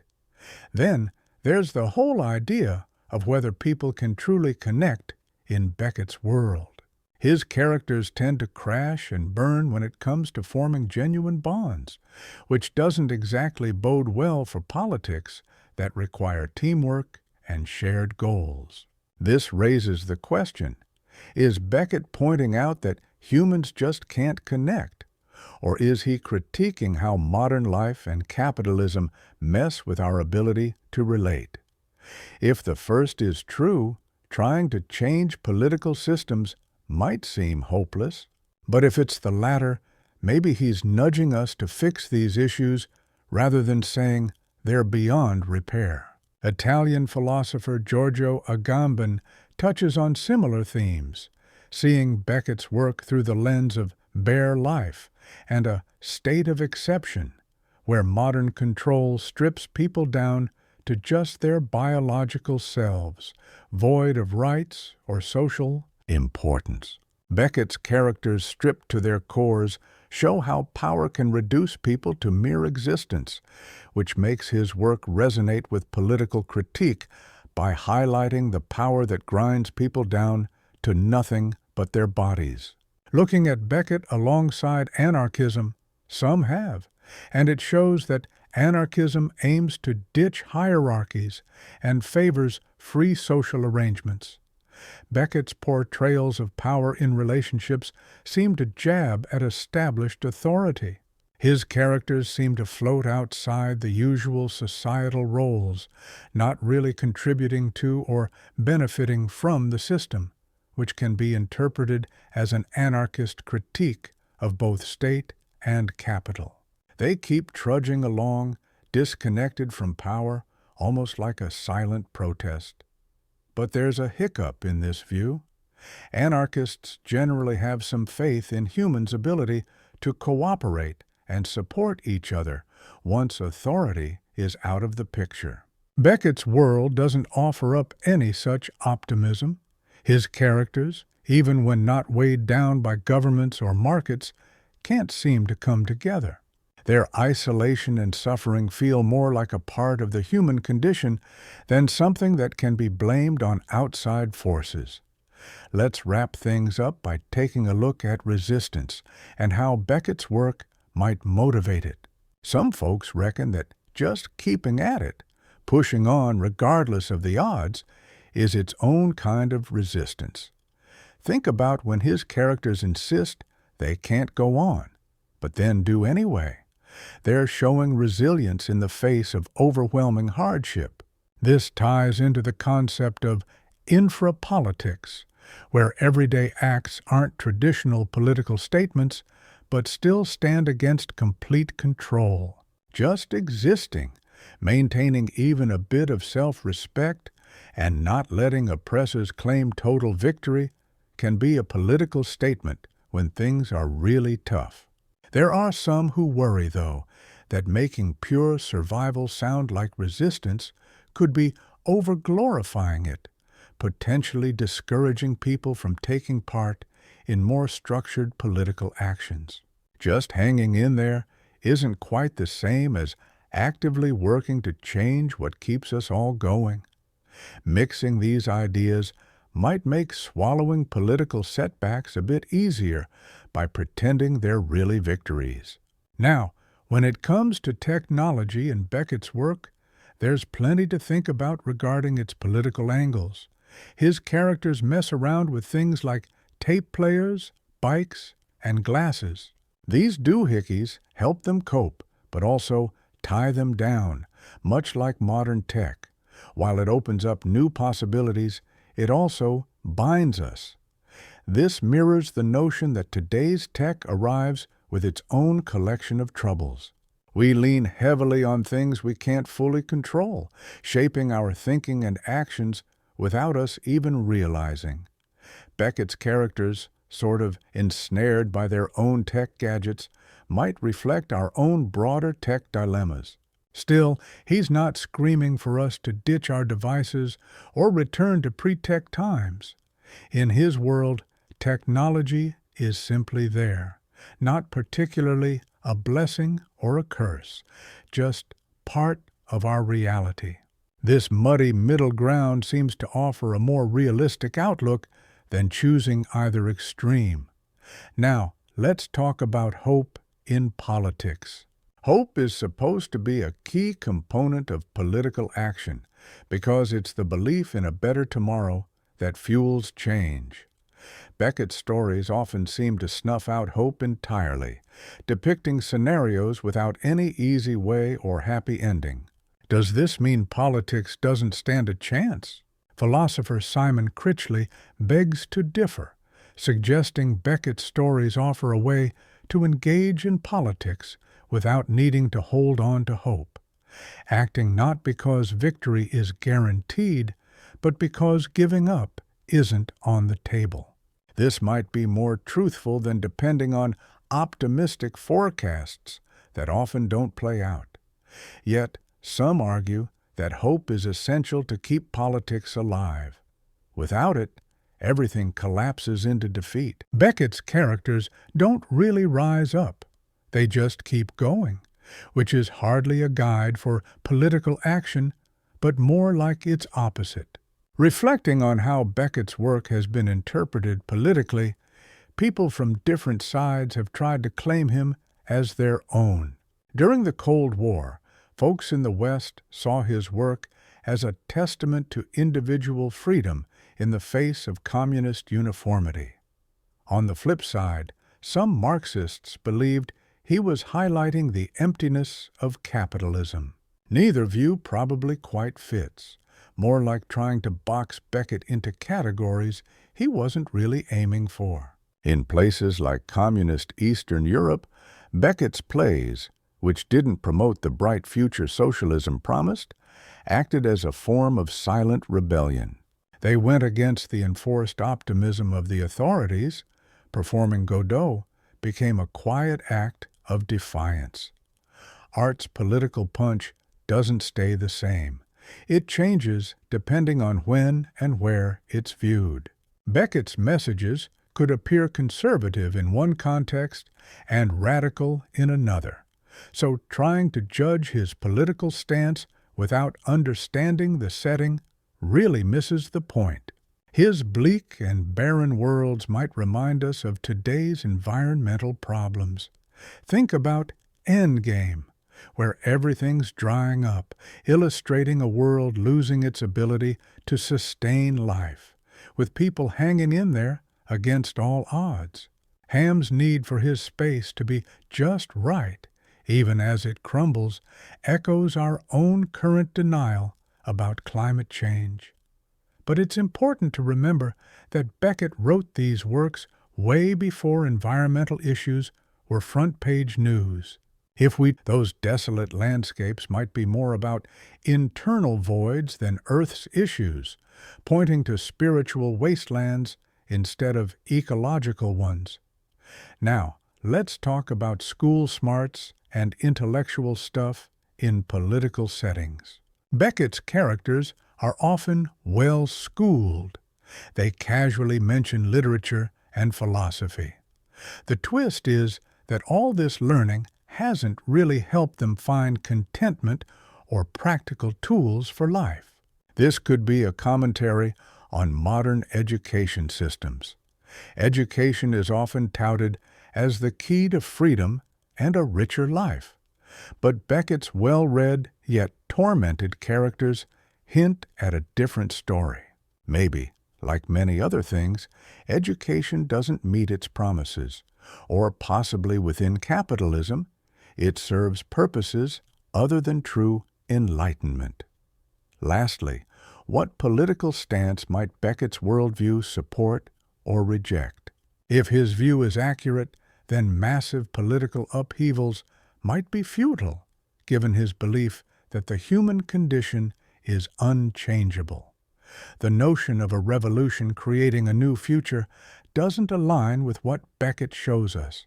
However, his work might endorse a kind of politics that admits there's no ultimate fix, but tries to make life less unbearable. You can't erase suffering or conjure meaning out of nowhere, but you can try to reduce needless pain, improve life materially, and curb exploitation and power struggles. This modest, straightforward approach to politics seems to fit Beckett's philosophy.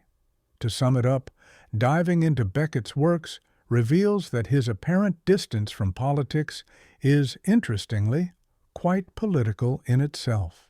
It pushes us to rethink art's role in politics, question whether big dreams of change are essential or just fantasies, and consider what resistance might look like when there aren't grand narratives to guide us. Whether his works support the status quo or aim to disrupt it is open to debate and heavily relies on context, yet they undeniably prompt a profound challenge to political thinking. Part 8. Even though Beckett's philosophy packs a punch, it doesn't get a perfect score. Like any philosophical standpoint, it shines brightly in some areas, but stumbles in others. To really dive into Beckett's approach, you've got to weigh both the gems and the gaps, where it dazzles and where it might leave you hanging in terms of fully capturing what it means to be human. Here, we're going to dive into the critiques and the potholes in Beckett's ideas. A big beef with Beckett's philosophy is its laser focus on certain parts of life: suffering, meaninglessness, feeling alone, and failure. It's like he's wearing blinders and doesn't see the good stuff, like joy, being creative, making connections, or achieving things. This zoomed-in view makes it seem like life is just a series of bummers, painting positive stuff as nothing but a mirage. But in reality, life's a mixed bag. We feel both the tough times and the happy ones. Sometimes we're on our own, other times we're making memories with friends and family, doing meaningful work, and finding real joy. These good bits aren't just fluff. They're just as real as the gloomy stuff Beckett talks about.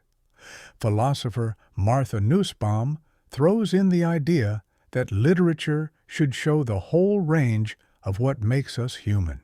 Think love, friendship, kindness, and putting in the effort to do right. From her angle, Beckett is hitting just one note: negativity, and missing the mark on showing the full picture. A well-rounded philosophy should tackle both the highs and the lows. Sure, Beckett might argue that the happy moments are just short-lived flashes that can't really tackle life's big questions. But his starting point, that life's void of meaning at its core, still needs backing up. Why should emptiness and failure steal the spotlight over joy and success? Perhaps Beckett's take says more about his own vibe or the era he was part of, rather than being the ultimate truth. Another thing that trips folks up is how Beckett's philosophy seems to double back on itself. He uses words to point out how words don't cut it, churns out art to say art's pointless, and writes tons about writing's dead ends. Some might find these twists intriguing, but others see tangled up thoughts. This hints that Beckett might be exaggerating language's shortcomings for dramatic flair rather than sticking to what really goes down in communication. While it's not perfect, language isn't totally bunk. Beckett's very success shows it hits the mark enough to share his ideas, which kind of goes against what he's saying. Lastly, there's the issue that Beckett's philosophy seems to skimp on grounding for ethics or values. If life's devoid of meaning, absurd and genuine bonds are out of reach, why bother treating others with kindness? What's stopping us from being selfish or indifferent if, in the end, it's all for nothing? Beckett doesn't tie up these loose ends, which could make his philosophy seem empty on ethics or even risky. Some fans might argue that Beckett's underlying message is about being real and shunning fake comforts. But even so, That doesn't lay down a strong ethical path, leaving big questions about justice, fairness, compassion, rights, and responsibilities hanging in the wind. If a philosophy wants to be genuinely well-rounded, it should provide guidance on making ethical choices rather than just analyzing what's already out there. Now, take Samuel Beckett, for instance. His focus on the individual's internal landscape and a sense of life's confusion might cause us to miss the broader view, which includes the social and political dimensions of ethics. Ethics isn't limited to being authentic. It's about community building, sharing resources, and tackling inequality. Beckett doesn't really give us a roadmap for these kinds of societal challenges, which might leave people feeling stuck or uninterested in the political aspects. Let's get into the mental health critique aimed at Beckett's ideas, which comes from different angles. Some folks argue that the awareness Beckett talks about feels more like depression or other mental health struggles rather than everyday consciousness. His characters often display signs of not finding happiness, feeling aimless, losing future goals, battling relationship issues, and being caught in cycles of negative thinking. If what Beckett describes is closer to depression than a common human experience, it's like confusing an illness with reality. Depression is treatable. It's not a fixed state of being. People can heal, find meaning, and reconnect with others. Painting depression as the ultimate truth could be damaging, possibly preventing individuals from seeking help or believing in recovery. Some Beckett fans might argue that he uncovered deeper truths that those with depression can see, which are hidden from others. But this perspective dangerously glamorizes mental illness. Depression doesn't provide clearer insight. It actually skews perception due to psychological and chemical factors. Treating it as a fountain of wisdom is a risky misunderstanding. There's also the thought that Beckett's philosophical views are limited by their cultural and historical context rather than having worldwide relevance.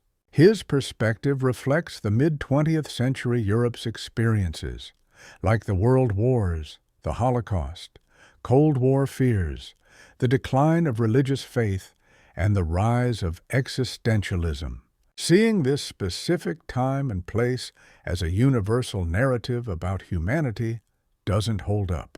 Looking through an anthropological lens, we see that interpretations of meaning, concepts of time, self-identity, and how we connect to others change across the globe.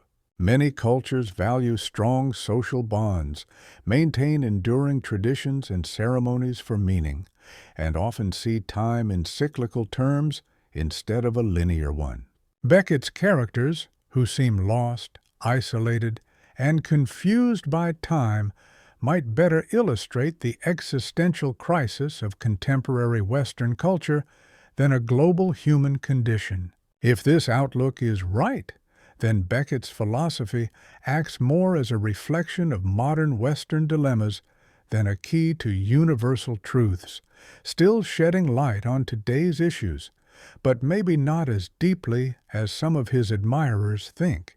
Lastly, let's think about the idea that Beckett's style is naturally limited because it doesn't fit into a system or allow for empirical testing.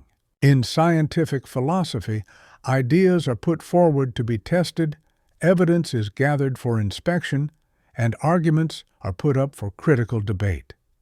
Beckett, instead of offering testable theories, delivers experiences and vivid artistic images. These are undoubtedly compelling, but don't easily fit into the logical analysis expected in philosophy. While philosophical arguments can be unpacked by exploring assumptions, tracing logical pathways, and spotting errors, discussions about Beckett lead to varied interpretations without a clear-cut way to resolve them. This uncertainty makes his philosophical contribution a bit elusive. Is this guy really diving into deep philosophical waters? Or is he just creating art that touches on those heavy topics but doesn't really wrap them up in a neat bow? Plus, when he talks about the darker sides of things, maybe those aren't some universal truths he's uncovered. It might just be that he started with a gloomy outlook and surprise. He ended up in Gloomsville. If you kicked off from a different angle, who knows what you might find. But Beckett's take doesn't really entertain the idea of checking out those alternative paths. Now, let's get into the nitty-gritty of how Beckett deals with themes like the body and disability. Some folks who study disability wonder if he's really respecting what disability means, or if he's just using it as a way to get into existential stuff. The disabled characters in his stories don't quite match up with how real disabled people live. They're more like props to explore big philosophical questions. This makes things kind of tricky. It's like using disability as a metaphor, which doesn't sit right because it treats these bodies as just tools for illustrating ideas about life and thinking, without really considering the real-life ups and downs disabled folks face. In doing so, it paints disability as just a tough, never-ending struggle, which sure doesn't line up with many disabled people who live meaningful, happy lives. Fans of Beckett might say, hold on, he's just showing how all bodies, disabled or not, have their own limits and weak points, and that's just part of the human experience, not some one-off thing. But trying to apply that all around is sticky too, because it might brush off the real hurdles and biases that disabled individuals deal with in a world that's not built with them in mind. Let's also have a chat about how folks view Beckett through a feminist lens. Aside from sometimes sticking women in roles that feel pretty tired or one-dimensional, there's also the question of whether Beckett's whole thought process leans towards a more guy-centric view of the world. At the center of his work, he's got this thing about the lone, self-sufficient thinker, which echoes age-old ideas of masculinity tied to being independent and self-sufficient. Feminist voices and psychologists have thrown in the idea that being human isn't really about being a lone ranger. It's more about the connections we make, starting from those close early bonds, like with a mother. It's not just that we can connect, it's all about who we are. So, if that's the reality, then Beckett's theme of a lone thinker seems less about everyone and more about a specifically male fantasy of being separate from the crowd. Furthermore, care ethics, an arena stirred up by feminist philosophers, underscores how crucial interdependence, vulnerability, and relationships of care are to the human story. From that angle, Beckett's constant focus on isolation and shaky connections might be more about not seeing the full value of care and connection than it is proof that they can't be. Lastly, let's take a look at the idea that Beckett's way of seeing things might actually be a bit old school and conservative, even if it seems disruptive at first glance. By painting human life as something stuck on repeat, with no chance for real progress or hope, his work might actually dim the desire for change, whether it's personal growth or shaking up society. This view can sort of hold the status quo up, convincing us that things will never get better than they are. Big changes and social movements need the belief that change is possible, that a better life is not just a pipe dream, and that striving for these things matters. Beckett's vibe might drain this belief dry, nudging people to just deal with how things are, no matter how lousy. Even if dampening that spirit wasn't what he was going for, it might just be where his ideas end up taking folks. Fans of Beckett argue that his unwillingness to indulge in false hope is more grounded and, in the end, more beneficial than a kind of optimism that's prone to repeated disappointments. Meanwhile, those who disagree say that hope, regardless of its uncertainty, is vital for human health and spurring change. Letting go of hope completely might be more harmful than clinging to a hope that occasionally falls short. We also need to ponder how Beckett's ideas align with science and factual knowledge. His beliefs come from personal experience and creative insight rather than hard scientific facts about how humans act, the workings of the brain, or psychological research. When his ideas clash with scientific findings, should we prefer his creative vision over solid facts? Take consciousness as an example. According to cognitive science, it's more organized and coherent than the chaotic experiences portrayed in Beckett's characters. Social psychology tells us that real communication and connection aren't just achievable, they're quite common. Neuroscience suggests that finding meaning is a basic brain function, not an optional extra. If Beckett's views differ in these areas, it might mean his philosophy doesn't quite match the real world. Beckett supporters might claim that scientific views overlook the personal truths that art reveals. Yet, this claim presupposes a strict divide between science and personal knowledge that may not be accurate. Ideally, good philosophical thinking should weave together both scientific and personal insights instead of elevating one over the other. Let's address the criticism that Beckett's work might encourage withdrawal from life. If life lacks objective meaning, and attempts at connection or success are pointless, why bother engaging with life?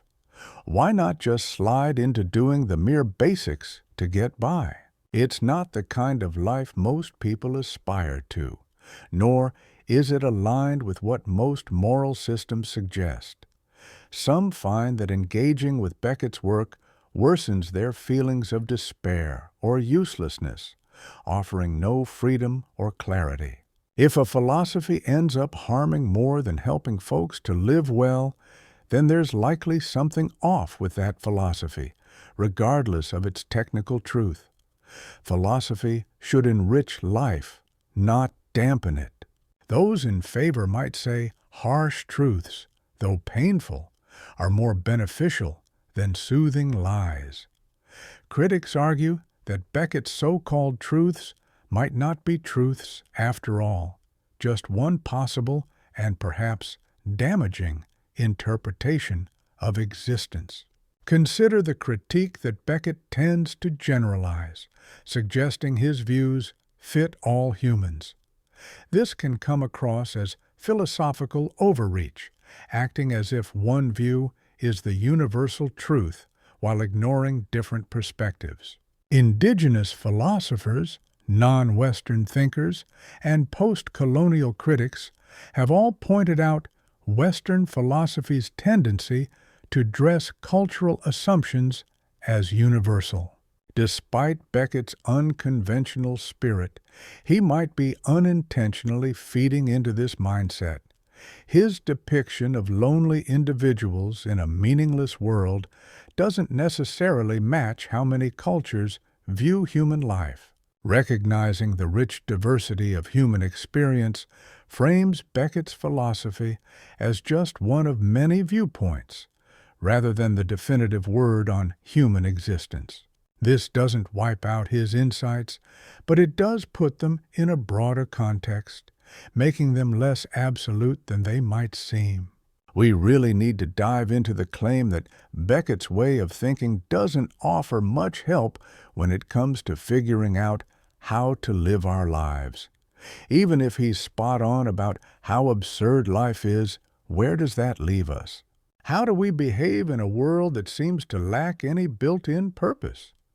Beckett doesn't really lay out a plan, just kind of dumps the problem on us with no fix in sight.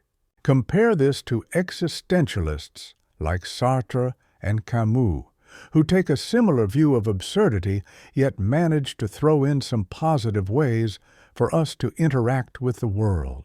They help us find a way to live true to ourselves even when life feels pretty aimless. But Beckett seems to dwell on the gloomy side of things and doesn't bring much light, which makes his approach a bit less useful for everyday living. On top of that, we should wonder if Beckett's philosophy might just be a mirror of his own way of seeing things rather than some universal truth. His gloomy outlook, his loner vibe, his obsession with failure, all that could be tied to his personal experiences, the way he's wired, or his past, rather than giving a clear picture of the world. Not everybody feels the way Beckett does, and it's not like they're stuck in denial. There are people who genuinely find their lives filled with meaning, connections, and goals. These positive feelings are every bit as valid as Beckett's notion of life being essentially pointless. A balanced philosophy should actually embrace these uplifting experiences rather than just brush them aside. If Beckett neglects them, maybe it just shows how narrow his perspective is, rather than highlighting anything profound about the world. After considering all the criticism and loopholes in his philosophy, one thing is for sure. While Beckett's ideas pack a punch, they're definitely not bulletproof. They face some big challenges when viewed ethically, psychologically, politically, scientifically, and practically. Whether these critiques will stick or if someone will find a way to counter them is still up for grabs, but they shouldn't just be shrugged off. A full-on critique of Beckett's thoughts needs to shine a light on where he might have veered off course, cherry-picked ideas, or totally missed the mark. Part 9. Breaking Down Beckett's Debates and Views.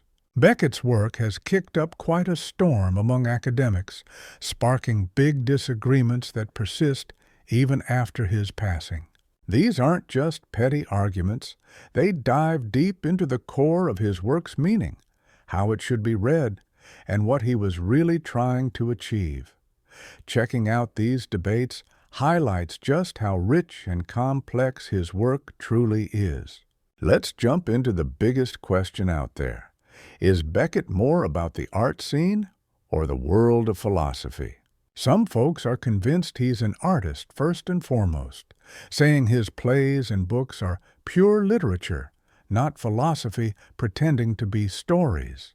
Meanwhile, others argue he's messing with philosophical boundaries, using narratives instead of straight-up essays to share his ideas. This distinction is key because it affects how we evaluate his work. If he's primarily literary, we're interested in his creative flair, how his works connect on stage, his wordplay, and the feelings they evoke. If he's a philosopher, we're looking at whether his thoughts on life hold water, if his arguments are solid, and if his reasoning stacks up.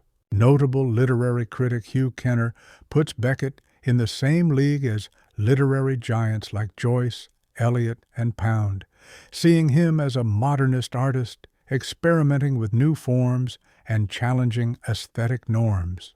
Conversely, philosopher Alain Badiou sees Beckett as doing some heavy philosophical lifting through art, not just raising issues, but making real philosophical moves.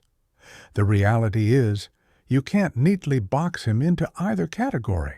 Beckett marries literary techniques with philosophical aims, or maybe he tackles life's big questions through art. Perhaps it's not about choosing sides.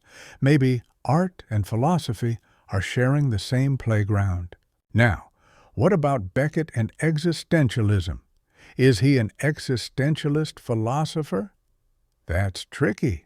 Beckett explores themes that overlap with existential thinkers like Sartre and Camus, like absurdity, meaninglessness, and how to live without divine guidance. But there are key differences.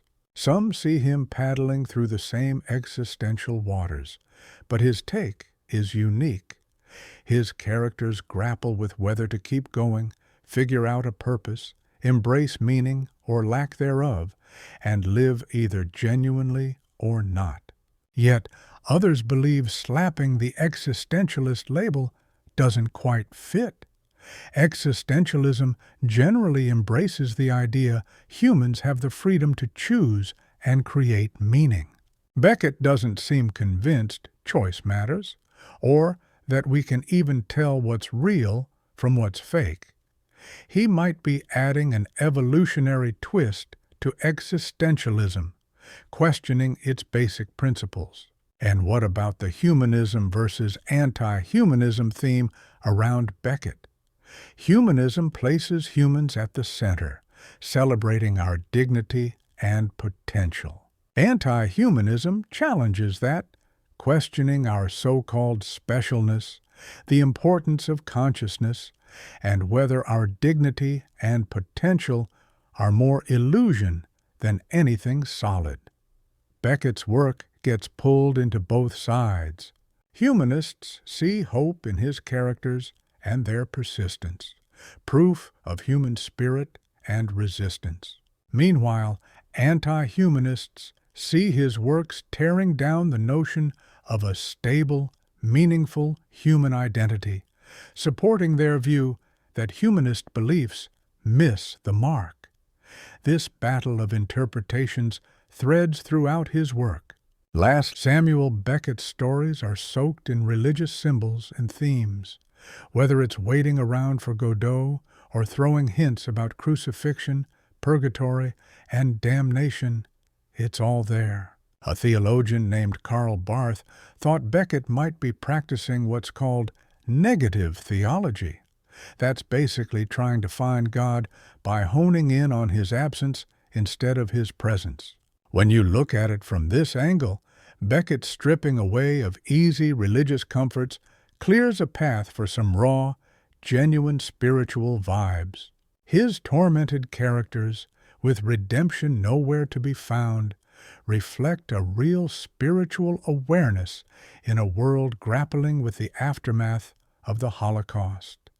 On the other side of things, some secular-minded folks argue against this interpretation. They feel it pushes a religious angle where there isn't one. They view Beckett as an atheist who uses religious imagery either to be ironic or just as cultural shorthand, without any faith in their deeper meanings. For them, seeing Beckett as religious is like believers tricking themselves into thinking that impactful art can't possibly be entirely secular. This whole discussion taps into a bigger question. Is Beckett a complete nihilist, or is there a shard of hope peeking through? As we mentioned before, philosopher Alain Badiou believes Beckett asserts there is, highlighting just the simple fact of being alive. Meanwhile, thinkers like Simon Critchley notice a kind of belief hiding within his disbelief, a resolve to continue on without any hope. However, critics argue that these rosier interpretations dampen Beckett's starkness, making his work more palatable by digging for silver linings amid the gloom. They claim Beckett rejects any nod to affirmation, comfort, or redemption. Trying to find something positive in his works, they say, completely misunderstands what he's about. Let's dive into some of his works, starting with Waiting for Godot, the play most people know and love to debate about. Experts can't see eye to eye on its core message or even on what type of play it is. Is it a tragedy, a comedy, or does it shatter those labels completely? Is Godot supposed to be God, death, a symbol of meaning, or just a plot device with no real-world connection. Some read the play as a kind of allegory, with Vladimir and Estragon standing in for all of humanity, and Godot representing whatever it is we're all waiting for. The play paints a picture of the futility of waiting. Others dismiss the idea of allegory, suggesting the play is just about two guys waiting for someone named Godot, and that's all we can truly grasp. Christian readers spot a religious allegory. Marxists see economic and social critiques. Psychoanalysts explore its subconscious layers, and postmodernists love its lack of solid meaning. There's no single agreed-upon interpretation of the play, and Beckett himself made comments that were purposefully ambiguous, never clarifying his intentions. This raises tricky questions about how to interpret a work when the creator chooses not to provide clear meaning. Does the author's intent even matter if they decide to keep it under wraps, or do these works stand alone, open to whatever interpretations readers might bring, regardless of the author's original vision? Next, let's chat about Endgame, which many call Beckett's masterpiece, though it's just as open to a variety of interpretations. Is it a look at humanity facing the end times, a Freudian tale of family strife and breaking away from parental control, a political allegory about the Cold War, or perhaps about master-slave dynamics? Or is it an exploration of an ending that never quite arrives? The setting of the play is intentionally unclear. Could it be a bunker, a skull, a womb, or maybe the stage itself? And what about the time period? Is it after a nuclear fallout, an unspecified disaster, or maybe it's not tied to time at all? These uncertainties are crucial to the play, making it nearly impossible to nail down one clear-cut interpretation. People are quite divided when it comes to figuring out if the open-ended nature of Beckett's work is some profound philosophical insight or just plain baffling.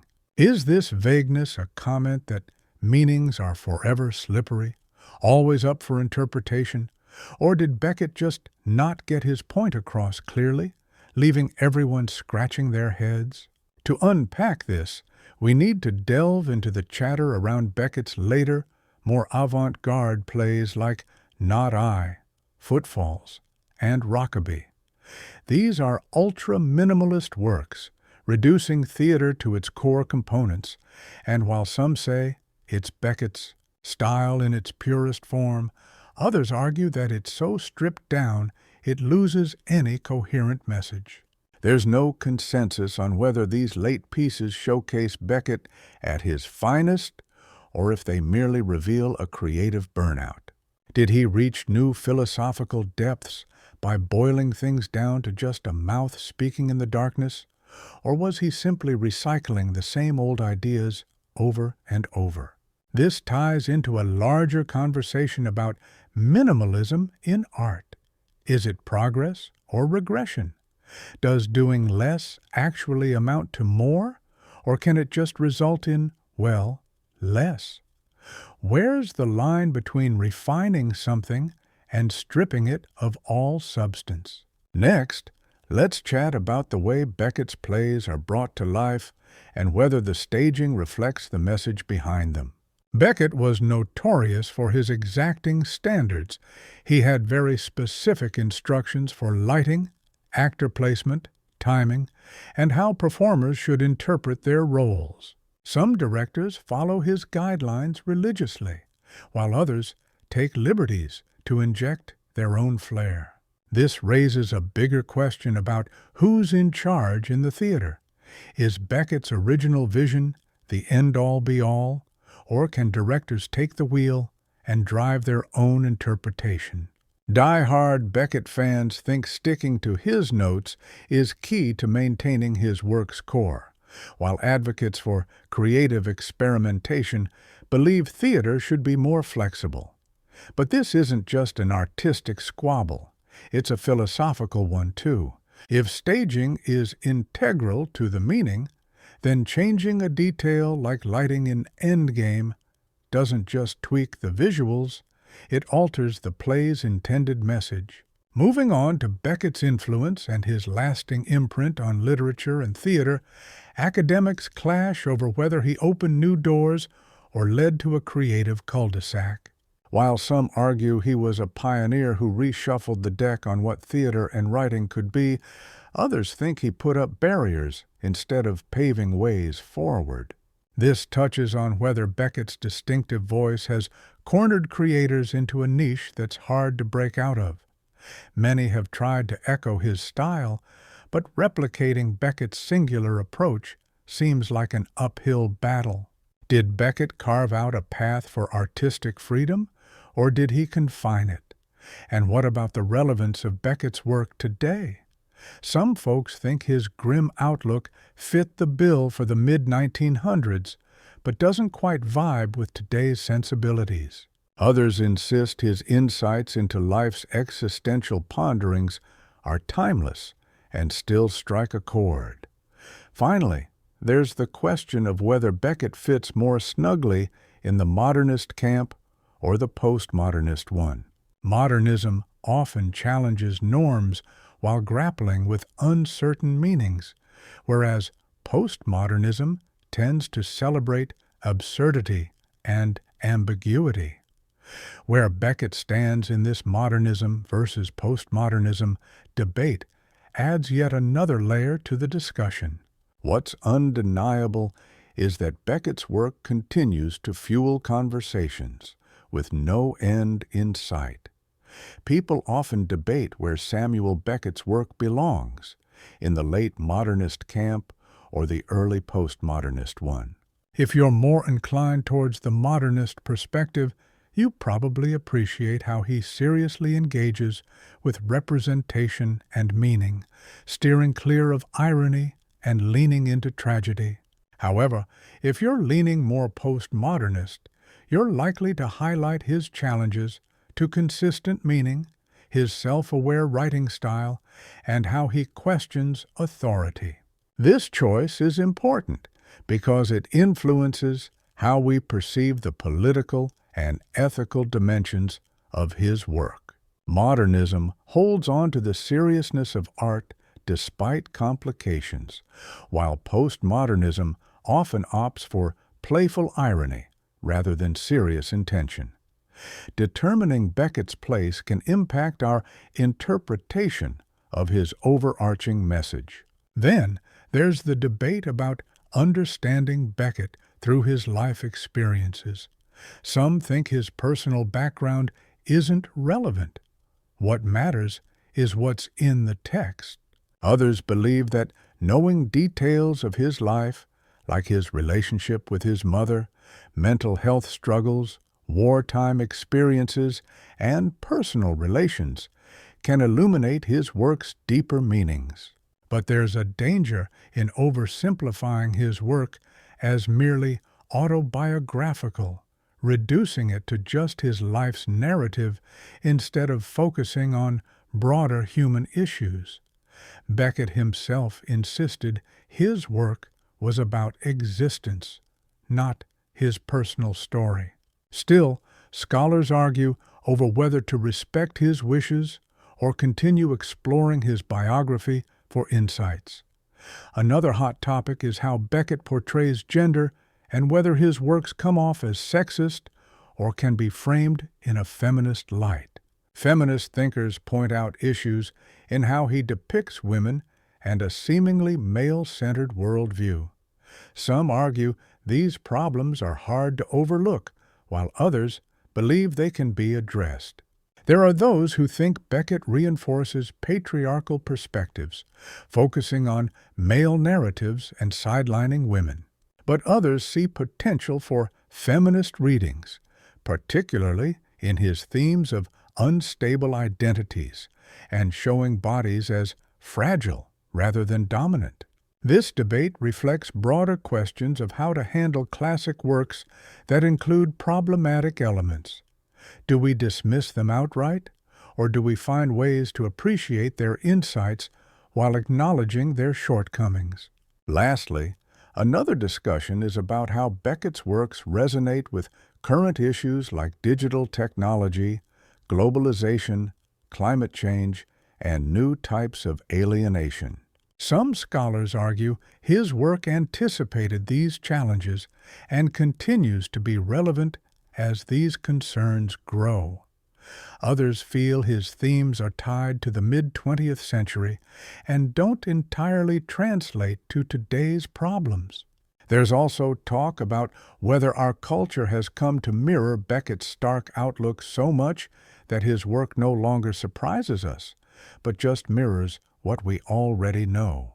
If our real world reflects Beckett's somber vision, perhaps his works have lost that critical edge, no longer giving us the space to see things differently.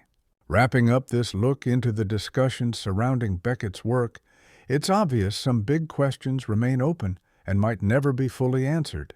The core ambiguity in his work invites debate, but also makes it hard to pin down a definite interpretation. And maybe that's just right for a thinker who questioned if anything could really have a clear meaning, with writings as uncertain as the themes they explore. Part 10. Even though Samuel Beckett passed away in 1989, his impact hasn't faded one bit. His work continues to resonate through literature, theater, philosophy, and culture, even more than 30 years later. In this last part, let's talk about the ongoing influence of his creations, their connection to today's problems, and try to get a grip on his philosophical strengths and weaknesses. To start, Beckett's influence on future artists and writers was huge and varied. Playwrights like Harold Pinter, Tom Stoppard, and Sarah Kane took cues from his work but steered in their own directions. Pinter made the dramatic pause his signature. Stoppard handled Beckett's deep themes in a more classic theatrical way, while Kane took the dark, intense vibe of Beckett's work further than ever. In the realm of books, writers like J.M. Coetzee, Paul Auster, and David Foster Wallace found inspiration in Beckett's storytelling and the deep ideas he explored. His touch even stretches beyond literature, showing up in movies, TV shows, and video games that flirt with ideas like minimalism, repetition, and the pointlessness of things. But not all influence is seen positively. Some folks think Beckett's huge shadow has overshadowed other artists, arguing that his work is so unique and complete, replicating it is a waste, leaving other styles falling short. Did Beckett pave the way or block it? Shifting gears to Beckett's philosophical impact, especially in academia, we see a mixed picture. Analysts often sideline him, labeling him just a literary figure, whereas continental philosophers have delved deep into his work.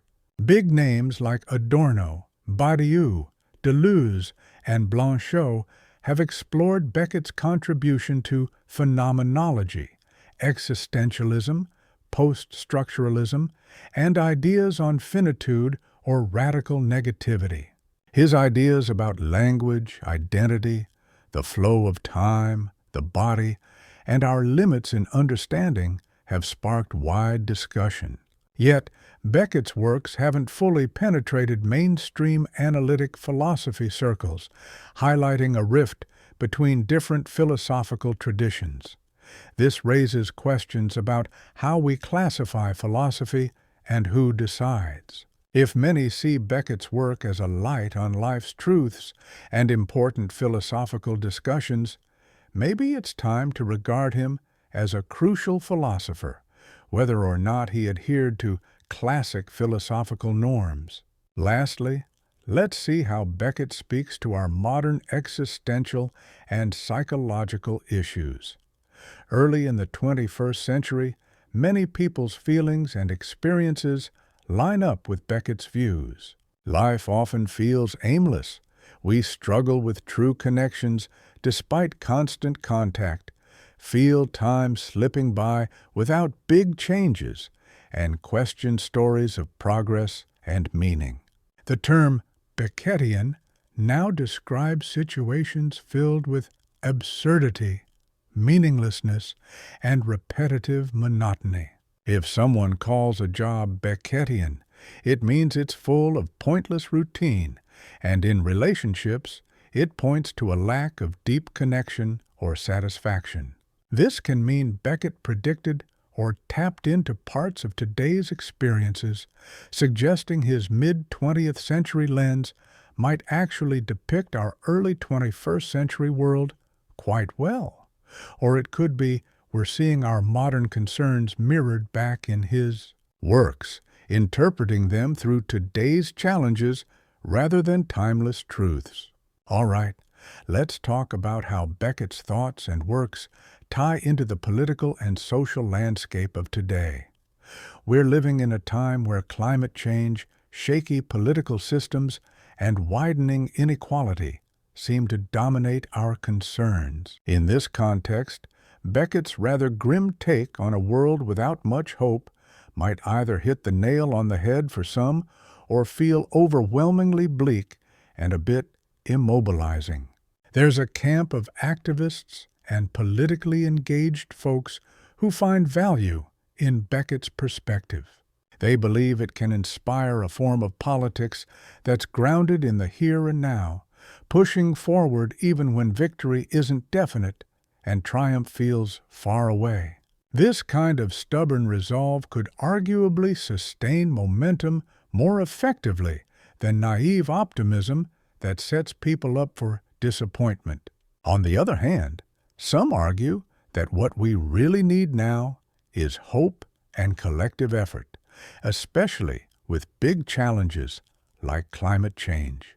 They suggest Beckett's outlook might not provide the fuel we need right now, as it doesn't necessarily inspire belief in humanity's collaborative power, which is crucial for taking action during dire times.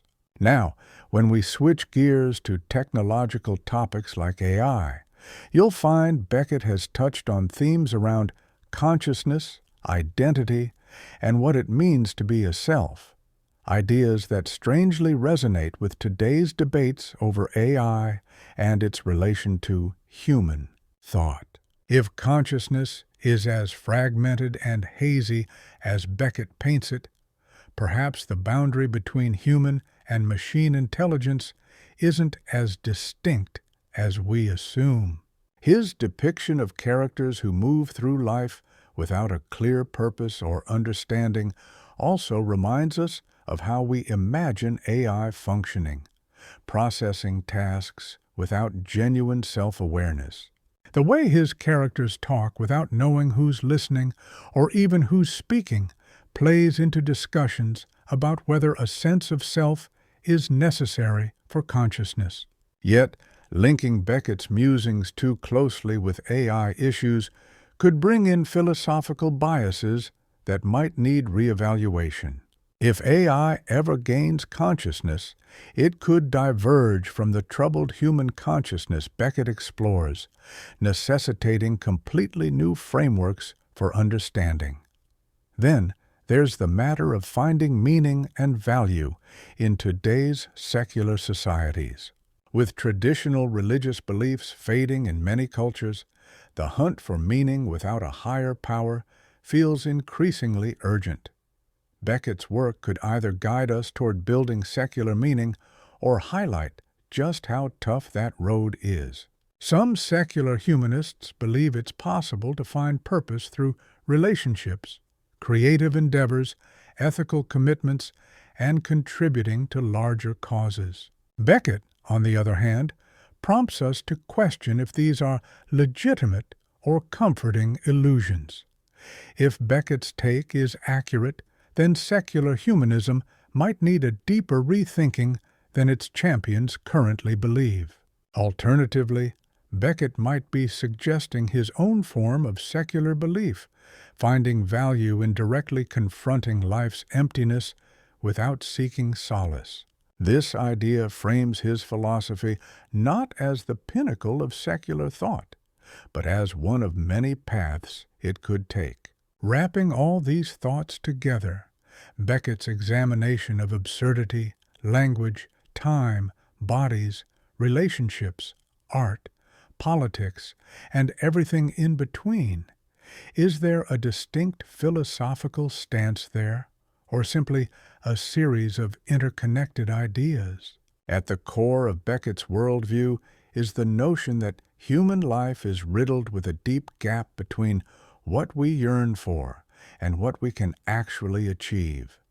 We strive for meaning, yet the very nature of existence doesn't automatically provide it. We seek deep connection, but are isolated within our own minds. We aim for a stable identity, but what we encounter instead is fragmentation and uncertainty. We use words all the time to share our thoughts, but sometimes, no matter how hard we try, they just don't do the trick. We want to progress and feel like we're moving ahead, but instead, we often feel stuck or as if we're going nowhere. This isn't just a small blip we can fix easily. It's actually a part of human nature. We're designed to chase after things that never fully deliver, to ask questions that don't have neat answers. Just admitting this doesn't solve it, but it does force us to face life without sugarcoating it. Beckett doesn't just talk about these things, he makes us experience them. His work drags us into the heart of meaninglessness, awkward conversations, and the monotony of feeling stuck. It flips traditional philosophy on its head, not by just talking about these feelings, but by plunging us right into them. So let's dive into what makes this approach work and where it might fall short. On the plus side, it hits you with a brutal honesty that refuses comforting lies, focusing on aspects like boredom and pain that most of us try to overlook, reinventing how we talk about such ideas, and standing alongside classic philosophical works. On the flip side, it's easy to see how it might overdo the negativity, confuse a lousy moment, or societal woes with life's grand scheme, skip on offering practical ways to live, and maybe lead some down a hopeless path if taken as the ultimate truth about life. How do we really make sense of what Beckett brings to the table? He's not the guy to give you a comprehensive view on reality, morals, or knowledge. He's not setting out step-by-step guides on how to live or how to change the world. Instead, he offers a raw, unfiltered look at life's rough patches that many philosophies or stories would prefer to gloss over. His value shines through in this unflinching honesty, in his refusal to sugarcoat things. In today's world, overloaded with false cheer, manipulative optimism, and biased tales, Beckett's stark perspective cuts through all that noise. He wipes the slate clean and makes us see what remains when comforting lies are stripped away. But his teardown of illusions isn't the end of the story. It's just the beginning. After Beckett's done dismantling, the real task of building, creating, and finding purpose still looms ahead. His perspective helps us see what to avoid, which myths to ditch, but it doesn't guide us on what to head towards or how to actually thrive. To bridge this gap, we've got to mix his ideas with other philosophical insights and wisdom. Think of blending Beckett with phenomenology, where his focus on overlooked experiences meets a structured way to explore them. Or partner him with existentialism. His more pessimistic views can ground the sometimes overly cheerful ideas about freedom and purpose. Essentially, Beckett's real worth could be as a wake-up call for philosophies that are too optimistic, too straight-laced, or too self-assured. Any philosophical approach should make space for Beckett's brand of skepticism, facing limits and recognizing failures. Next up, we need to dig into what Beckett's work says about us and whether it's right about life. This question really gets down to it. Is Beckett nailing it about life, or is he just turning up the drama for impact? Honestly, we might never pin down the answer for sure. People's lives vary so much, their views are all over the place, and the evidence is so unclear that it's almost impossible to definitively say if Beckett is on point or way off when it comes to the deep, crucial questions. Individuals from different backgrounds have their own thoughts on meaning, connection, time, and who they are. So here's the scoop. Beckett holds up a mirror to a version of reality that rings true for a lot of people. When life feels like it's kicking you down, or things just aren't going your way, his perspective on the world can really hit home. Not everyone buys into his worldview, but it's far from something only a handful of people appreciate. He taps into something universal about feeling adrift and isolated, capturing a side of human existence that's all too relatable, even if it doesn't cover every bit of what it means to live. Now on to the burning question, what's Beckett's future looking like? Will his work still have a place on bookshelves, stage productions, and academic discussions, or will it gather dust as a piece of mid-20th century history? It all comes down to whether people still find his insights echoing their own life experiences, and if thinkers and creatives see value in unpacking them. From where we stand, it looks like Beckett still strikes a chord. As long as there are people who feel cut off, grappling with life's meaning, or wrestling with isolation, Beckett will speak to them. As long as artists look for depth beyond the superficial and demand more than surface-level optimism, Beckett will remain a treasure. And as long as scholars grapple with questions around the mind, communication, and significance, his work will weigh in. But who knows? Maybe we're in an era where Beckett's relevance is waning, and the world of today demands new ideas and creative expressions, not just echoes of what was found in the mid-century. With challenges like digital existence, artificial intelligence, climate threats, and globalization, we might need fresh philosophical thinking beyond Beckett.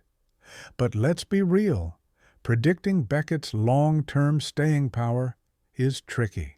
Things that seem huge right now can fade away, while seemingly small ideas can gain importance over time. Ultimately, future folks will decide Beckett's place in the grand scheme of philosophy and literature. One thing's for sure, Beckett built a legacy that doesn't just talk about the human experience, but shakes it up and makes you rethink it. He didn't play it safe or sugarcoat his take on things, even when it might have made things easier for him.